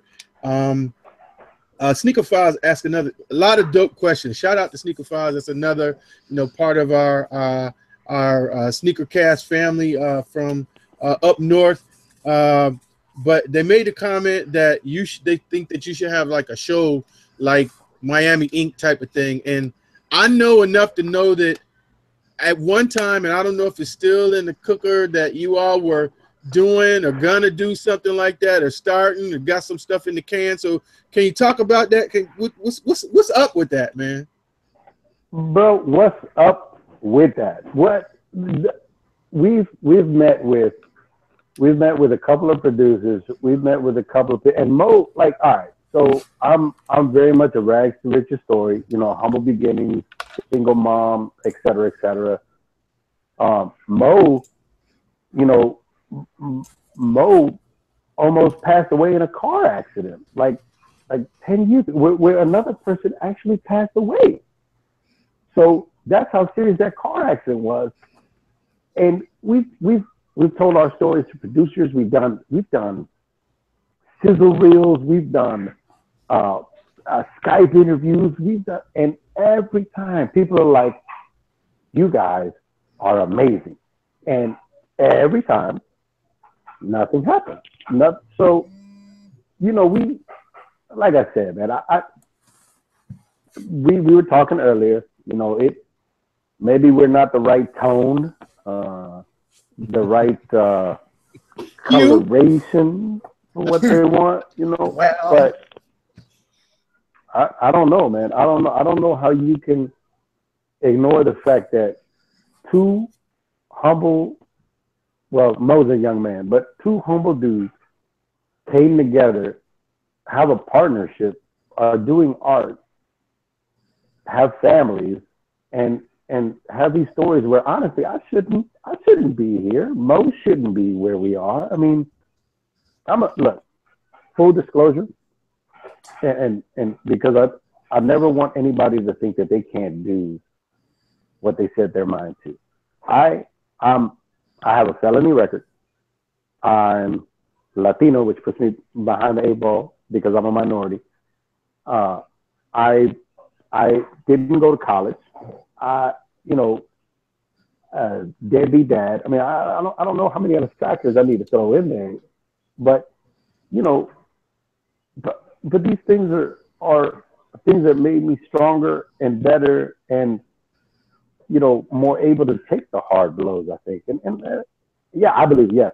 To answer the question, I agree. I wish we did have a show. I think people would get a kick out of our lives. I think my daughters think I'm hilarious. I think I'm hilarious. My wife laughs at me all the time. I don't know if that's good or bad. But, I think Mo is genuinely one of the best people I know. He acts more like a grown-up than I do, which makes for a hilarious dynamic in the shop. But, I don't know, bro. I don't know what to tell you. We've talked to people here and there, and like I said, man, it's always, oh, man, give us 30 days. We'll have it written up, and we'll fly you guys out. And 30 days go by, and I'm still wondering what happened. I don't know, bro. I can't tell you. Well, you are on a network. I mean, the Solefood Sneakertalk channel on YouTube, and we kind of looking for content. And we've kind of got a guy that that's in your area that is great with the camera, that actually has a YouTube channel where he does some great editing. So, I mean, I wonder if we can link you up with that guy, and he could come and record you for a couple of days, and maybe put up an episode once a month. OG. but I'm the one that's busy. Woo! Fire! Fire! Pow! Pow! Pow! Fire! Pow! Pow! Pow! Okay. Wow, y'all you really went there, bro. Really? I told them in the chat that I was gonna put you on. I didn't know that he was gonna take the alley-oop and slam it. Wow. But I mean, if this is something that apparently our chat he wants to do, you're interested in. If you got the time, and maybe you could film a couple hours a week or something, and then you could edit it together and be an episode. If he's down with it, I'll say this, Dez. If your brother is willing to work with me, I have content all day. I have content all day. I was working on this 30 minutes before you called me. Look, all day long. I have content. Damn. Yeah. Okay, we're gonna put that in the oven and we're gonna see what happens. That's all I'm gonna say. Look, another one. I'm gonna hear from him in 30 days. No, he's got pressure on him now because me and Dabs are gonna be on him, but the chat is gonna kill him for this. The chat, look, I'm gonna put this out there too without putting you on the spot. Can we have you back for part 2 soon? Oh, man, look, if I ever get invited back anywhere, I have to take that for granted because usually people one time they get enough of me. I'm happy to come back. Man, you're invited back. I'm speaking for the panel. You're already invited back. You let us know when you can make it, and it's a done deal because the chat is dying to ask you more questions. And we only do the show for about 2 hours, and they're like, yo, what about this? What about this? And we're limited on time just because it's 2 hours. My only requirement for that is Mo got to come, man. He got to put the baby down, and he got to come on, man. You know what, Mo, I love Mo, and I think because we see each other so much, we take each other for granted sometimes, but I'll text Mo a time-sensitive item, and he'll answer me back 2 hours later. So for Sunday's thing, I was like, yo, we need to get on this chat. And he was like, do I got to leave my house? I was like, nah, you could do it from home. That's where the text ended. when we got off Sunday, he was like, bet, include me in. I'm like, Yeah. no, I can't because you answered me 2 hours late. Okay, so let me also, now that I've been committed to some other things, let me tell you, you're gonna get 2 pairs of these, bruh, because I need a Solefood Sneakertalk 4. Okay. I don't know what that's gonna look like, but I need a Solefood Sneakertalk 4. Okay. So we can talk about that. But yeah, I'm putting that ahead of house. What the? Those are fun, man. Those are. I'll tell you what. Those 4s. I slept on them, and I had a chance to get a bunch of those on the low, and I slept on them, and now I did those 315 ones, and I was so bitter after that because I could have done some nasty damage on those. So now I guess I got to go buy another pair now that they're out there on the low. Bro, when he told me that he was looking at the 4 and salivating, I was like, shit, now I got to get another pair. I got to get 2 pair now. Because I'm always like, even with my tattoos, which I noticed you don't seem like you have any, Dez, which is interesting for an artist. Do you have them? I don't see the, there we go. There we go. Bro, I was thinking of doing I promote my brand on me. Have you done tattoos? Like, are you a tattoo artist as well? I did some for a while, and full disclosure, I did probably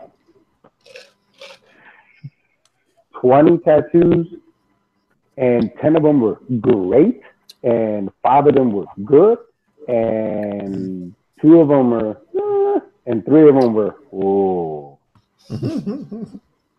So I was like, you know what? I can't dedicate the time that I need to become great at this, so I'm not gonna pursue it. Now, I still have all my equipment, and at some point, I hope to get back into it because I love it. And it's hopefully that's another next step. When I don't want to say when things calm down because I hope they never calm down, but when I can transition into a different art form, that would be the one I'd like to get into. But I'll tell you what, I got a lot of respect for those individuals that do really, really great work out there because it is a special type of talent. It is a special type of thing that they're doing out there. Unfortunately, I got to move us to the dessert and the bill, but I want to let y'all know that he already said he's coming back. I won't put a date on it because we don't know his schedule, but we will get him back on the show, and we might even have some content from Dez Customz on the channel.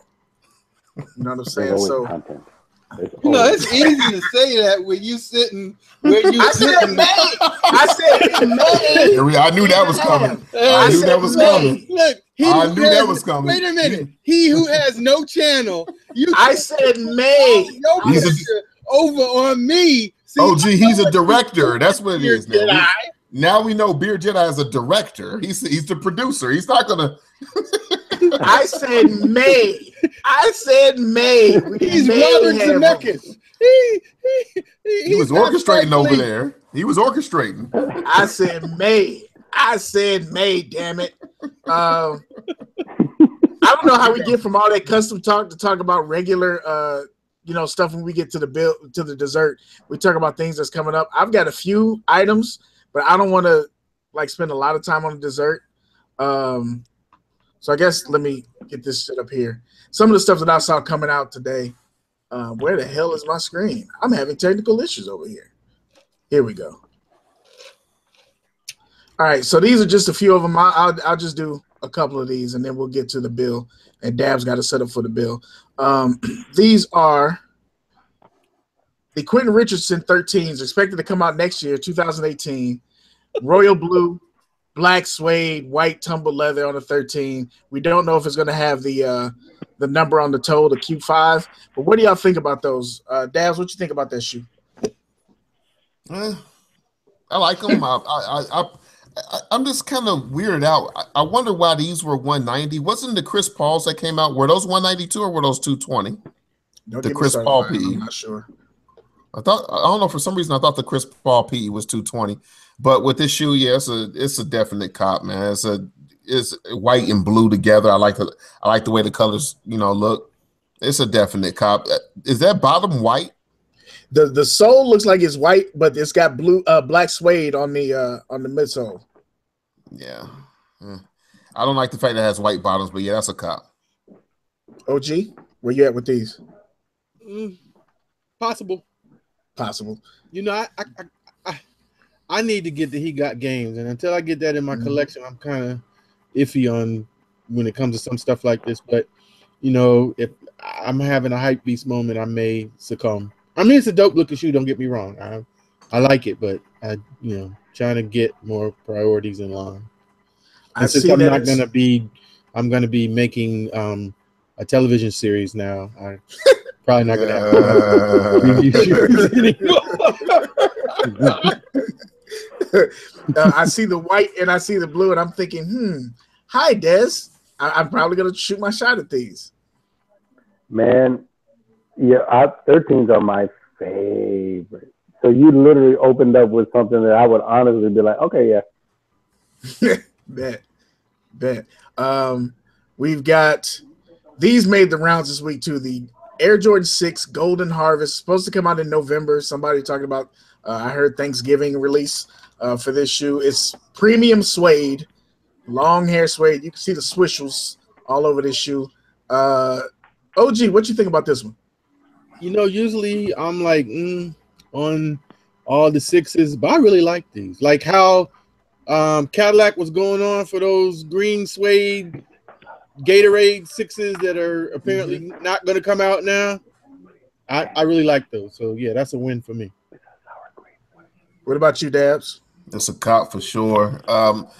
It's weird, though, because I like the direction that they're coming. They're coming out with a lot of different 6s, and I always said just one or two of each silhouette.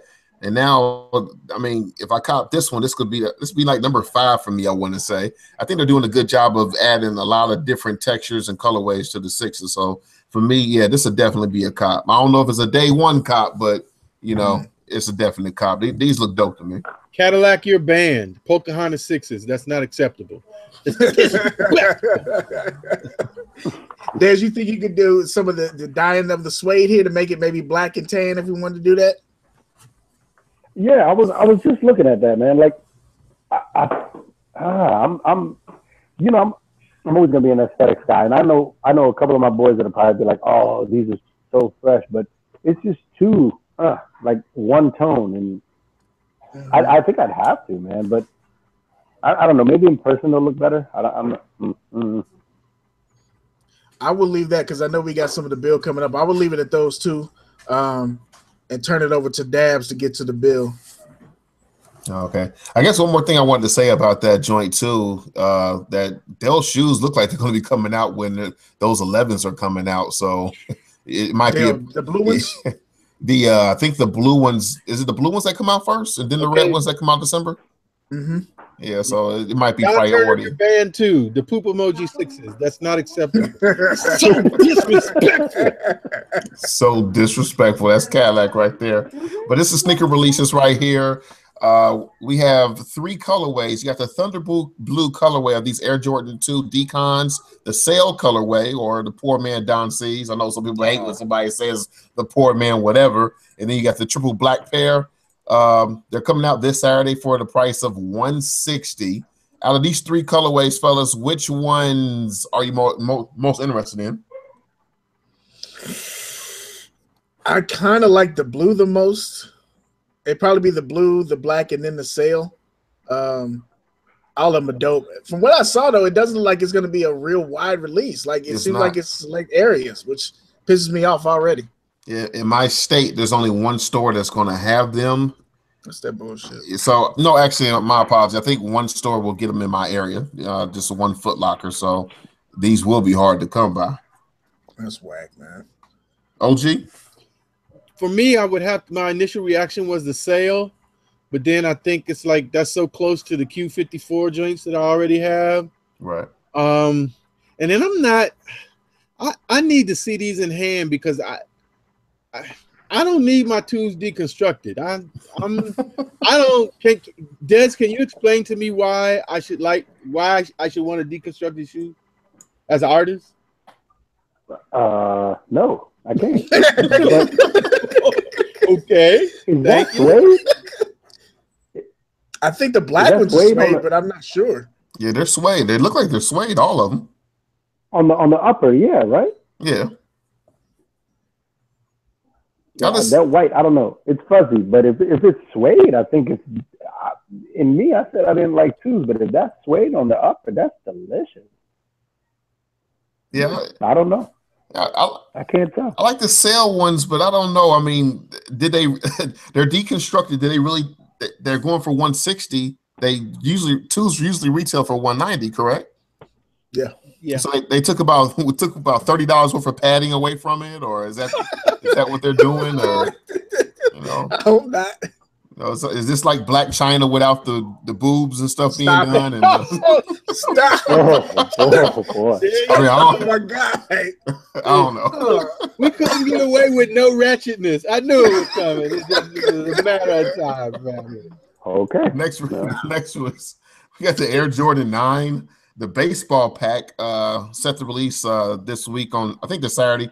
$250. You got a black, got a brown pair, but you will not know what will come in the pack. I heard that these are only releasing on the SNKRS app in Europe. Is that true? So what I saw, there was a list that came out like in a Nike like press release. 3 stores in LA, 2 stores in Atlanta, I think 2 stores in Chicago, and I think it was 3 stores in Asia someplace, and that's it. And I was surprised. Usually when it's as exclusive like that, you at least get one place in New York. There's no place in New York where these shoes are going to be. And I haven't heard if it's going to be on the SNKRS app. I think people are assuming, but I have not seen, like, literally in the press release from Nike yesterday, it didn't say anything about being on the SNKRS app. It only gave those brick and mortar locations. Wow. Yeah, I think it was Sneaker Bar Detroit that said that they possibly may be on SNKRS app for Europe, but I don't have that, of course. So, Jedi, if you had the opportunity to purchase these, what's the verdict? The concept is dope as hell. Like, as an artist, the concept I really like. The glove lacing thing on the side, I think looks a little weird, but I'd probably cop them. If I could get them for a reasonable price, I'd probably cop them. I know that's not going to happen, so I'm not going to get them. But the brown pair would be my pick out of the 2. Dez, what's your thoughts on these? He said it perfectly. I think the concept is great. I don't agree with the lacing that they did on the outside. You know what? It makes me think that it's almost like they reached a little too far on that. Yeah, like, it could have been a lot more subtle to mimic a glove than that shit. Right. They maybe could have done something with I think isn't it Rawlings or whoever makes the glove? They could have maybe collabed with them and just done maybe the tag or something. But the lacing is what throws it off for me. I think the brown pair is beautiful, but the lacing is just, it's like they tried just a little too hard. Yeah, I can agree with that for sure. Let's see. What else is releasing here? My apologies, fellas. Air Max 1 Jewel, 140. Anybody interested in those? Jewel? Nah. No look pass. You said what, OG? That's a no look pass. Yeah, I agree for sure. Next up, the KD10 Igloo, releasing this Friday, 150. Any interest? You know how I feel about those KDs. I'm waiting for a colorway that'll make me want to get them. It's like the 9, and the 9 is very comfortable to me. It's supposed to be easier to put on. If I could ever find a colorway that I like, I'd probably get at least one pair. Oh yeah, I don't think this is a bad colorway, but just they look like Nike and Jordan brands heavy on that mint foam type of look, but I don't know. Dez, KD10s, you like these joints? Does it glow? It looks like it might glow. Does it glow? Any word on that? I don't think they do.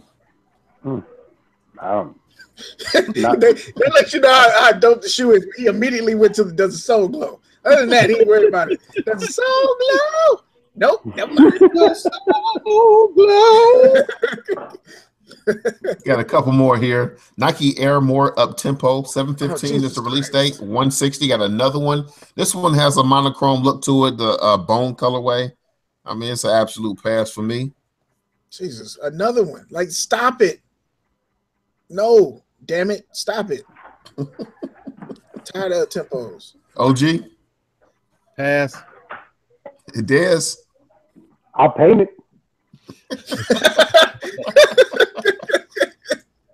Kyrie 3, Marble 715 is the release date this Saturday, 120. I actually like these joints. I like the marbling that they did with the soles.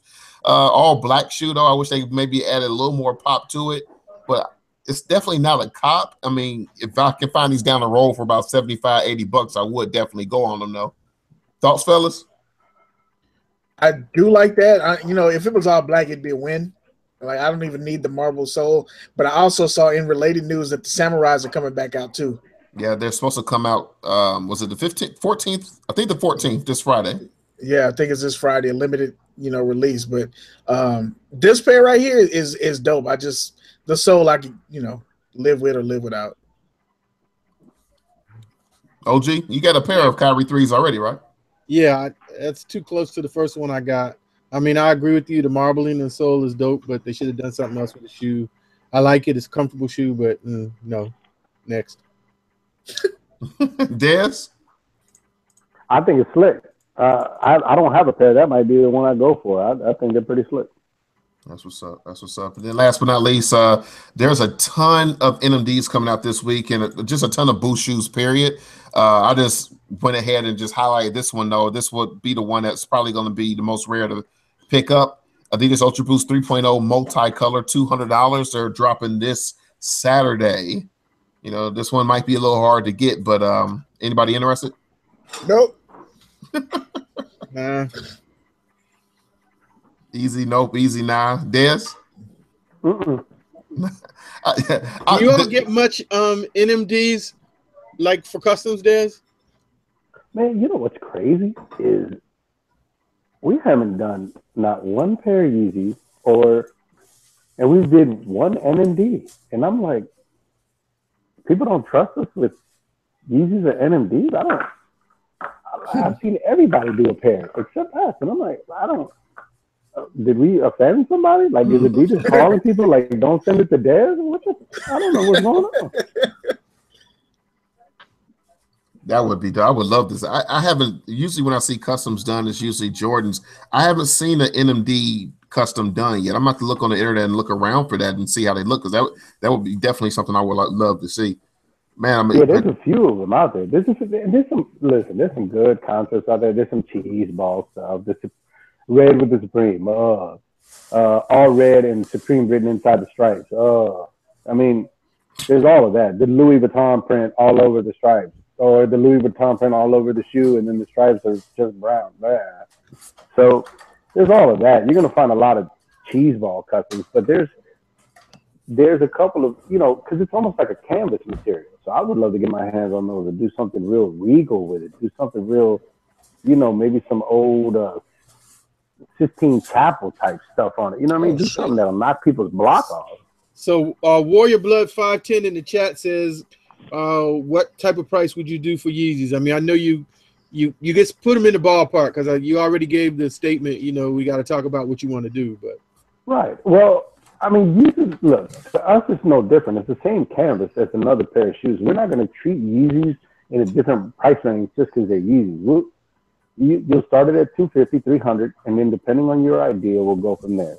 But again, we will not do cheesy Supreme customs. We will not do cheesy Louis Vuitton print all over. We don't do that stuff. If you want art work, then yes. But if you want cheese ball, then no. Thank you. But we appreciate, anybody wanting artwork. We are truly in love and appreciate that. So if you could for us as we wrap up the show, Dez, let people know where they can find you and you know, social media, how they can reach out to you. That's the best place. Instagram, it's at Dez Customz, and that's with a Z at the end, not an S. It's DEZ and Customz with a Z. And that's all my contact information is there. If you'd like to get something done, we'd be grateful to have you as a client and a friend. And yeah, man, we'll give you something. We'll give you something beyond your expectations. I promise you that. Mention OGSneekerz and you get 1 cent off your 17th customer. No, mention OGSneekerz and you get double charge, bro. Because he don't want to do my TV show. So yeah. Man. That's how we're trying to fund it. What you talking about? But I'm busy. Bruh. Stop. He putting the heat on you. It's not me. He putting the heat on you. No. Not anyway.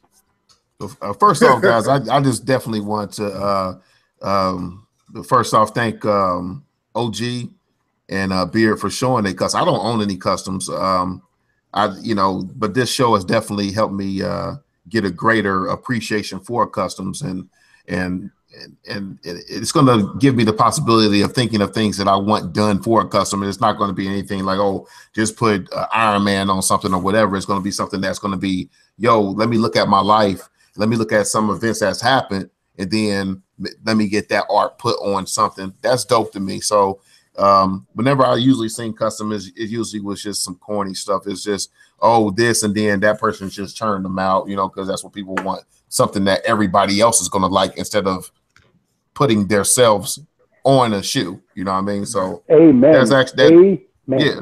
You know what I'm saying? That and that's the same way with tattoos too. I mean, I made Superman tattoos and all, whatever. You know what I mean? But if it got a meaning to you, cool.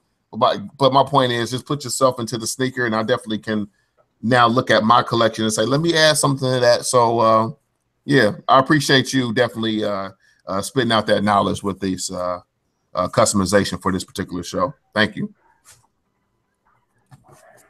Well, I want to say personally, thank you guys. I honestly thought I'd be a fish out of water, but you guys made me feel at home.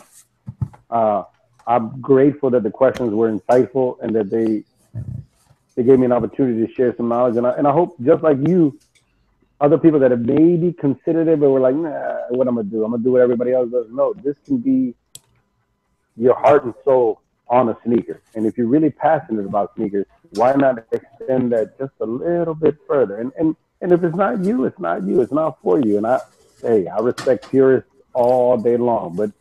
But man, if there's something that you hold in your heart and you hold dear, and you want to see it on an everyday, you want to look down and see it on your foot, then that's something that we could definitely make happen, and we could do it in a beautiful way for you. And that's the end game right there. We want to give you a product that you're going to love for a long time. That's what's up. That's what's up. You want me to drop it in, and Beard, you can close it out? That'll work. All right. So yeah, y'all know how we do. We definitely want to say what's up, and we saw a lot of sneaker files in there, so definitely shout them out. We are not just a one-trick pony. We got a big sneaker family out there. Shout out to the Monday Midsole, Buckeye City Soul, who was in the building earlier. Molly Ma, Polos and Jays, and the man One-Legged Lister. Saw all y'all flossing in Dallas, and I was kind of salty because I haven't had a chance to make the hangout. But we making big splash in the ATL, so y'all look out for word about that. We definitely are looking to come in strong, and maybe we can get the customs community to come with us when we go to Atlanta, or they'll already be out there because they used to go to SneakerCon. I know now that's not as important, and that's getting preseason football, so it may be another thing going on. But I also want to shout out the family over at the Sneaker Box Podcast, Jumpman Bostic, who is on the mend and moving around. I think brother told me he was doing a little driving now, so we're glad to hear that he's up and moving. And I think he's going to be out in SneakerCon LA, so just happy to see him coming back to the game. African Caesar and MJ and Francis 313, that whole Sneaker Box Podcast family. Of course, the Monday Midsole is just like the name says, Monday 8 to 10. Sneakerbox podcast. I believe they are Saturday mornings now. Sneaker Files, you can find them on iTunes. I think they was watching one of their YouTubes and that they had some problems and they're getting their iTunes reset, but they will be back. And it's Sneaker Files with a PHILES. They're doing some dope stuff over there where they're trying to invite other content creators to come in. So if you're a writer, if you do video, whatever you do that is related to sneakers, they're inviting you to come and share the content and for that to become part of their platform. And I've also reached out to them about, maybe some ways that we can kind of cross-pollinate some things that we're doing as well. So we'll be talking about that and, just see what we can come up with. Maybe they'll help me do this video that I have to do now, or I'm going to be kicked out of the Holy Trinity. But y'all know how we do. It's you have to do it. Wishing all of you. We're not signing off because Beard Jedi gets the last word today, but wishing all of you total sneaker family. One love. Bearded. I can't say it without, it's going to be overstated, and I don't really care. Dez, you've been an absolute joy to have on the show, brother. I'm thankful that OG was able to reach out and get you on the show. I think you've leveled up everybody's perspective and understanding of the sneaker game, especially in the customs area. So, and hopefully even the art area. Maybe when we get you back on the show, we could talk more about your art on other media and your gallery coming up. I think you said it's in Rockville, Maryland. Yes, sir. So that would be dope. And once we get the TV show going, maybe we can stop by the gallery or something like that. You know what I'm saying? It would be dope to be on there. So we appreciate you, man, for real. This is something that I didn't know that the chat was even into like that. So our family showed out real big, had a lot of questions. They've got a lot more. So we got to have you back. I'm putting that on you right now on the spot. Whenever you're ready to come back, it could be next week if you want it to be. We got to have you back, brother. We got to have you back. Man, don't over-invite because I'll be calling in all the time. Oh, I'm threatening you with a good time. Pause. Oh man. But this is a great show tonight, man. I appreciate the chat, all the questions, all the interaction, and even when y'all got quiet, I loved it because I knew that y'all were watching and listening and y'all were engaged in what we had going on. So that's dope as well. So once again, man, it's your man Beard Jedi signing off for Solefood Trinity, the Kick Ranger, aka the Boss Kick Ross, aka the Black Alice P. Keaton, aka Jehovah, aka Jack Swagless. We'll holler at y'all next time on another episode of Solefood Sneaker Talk.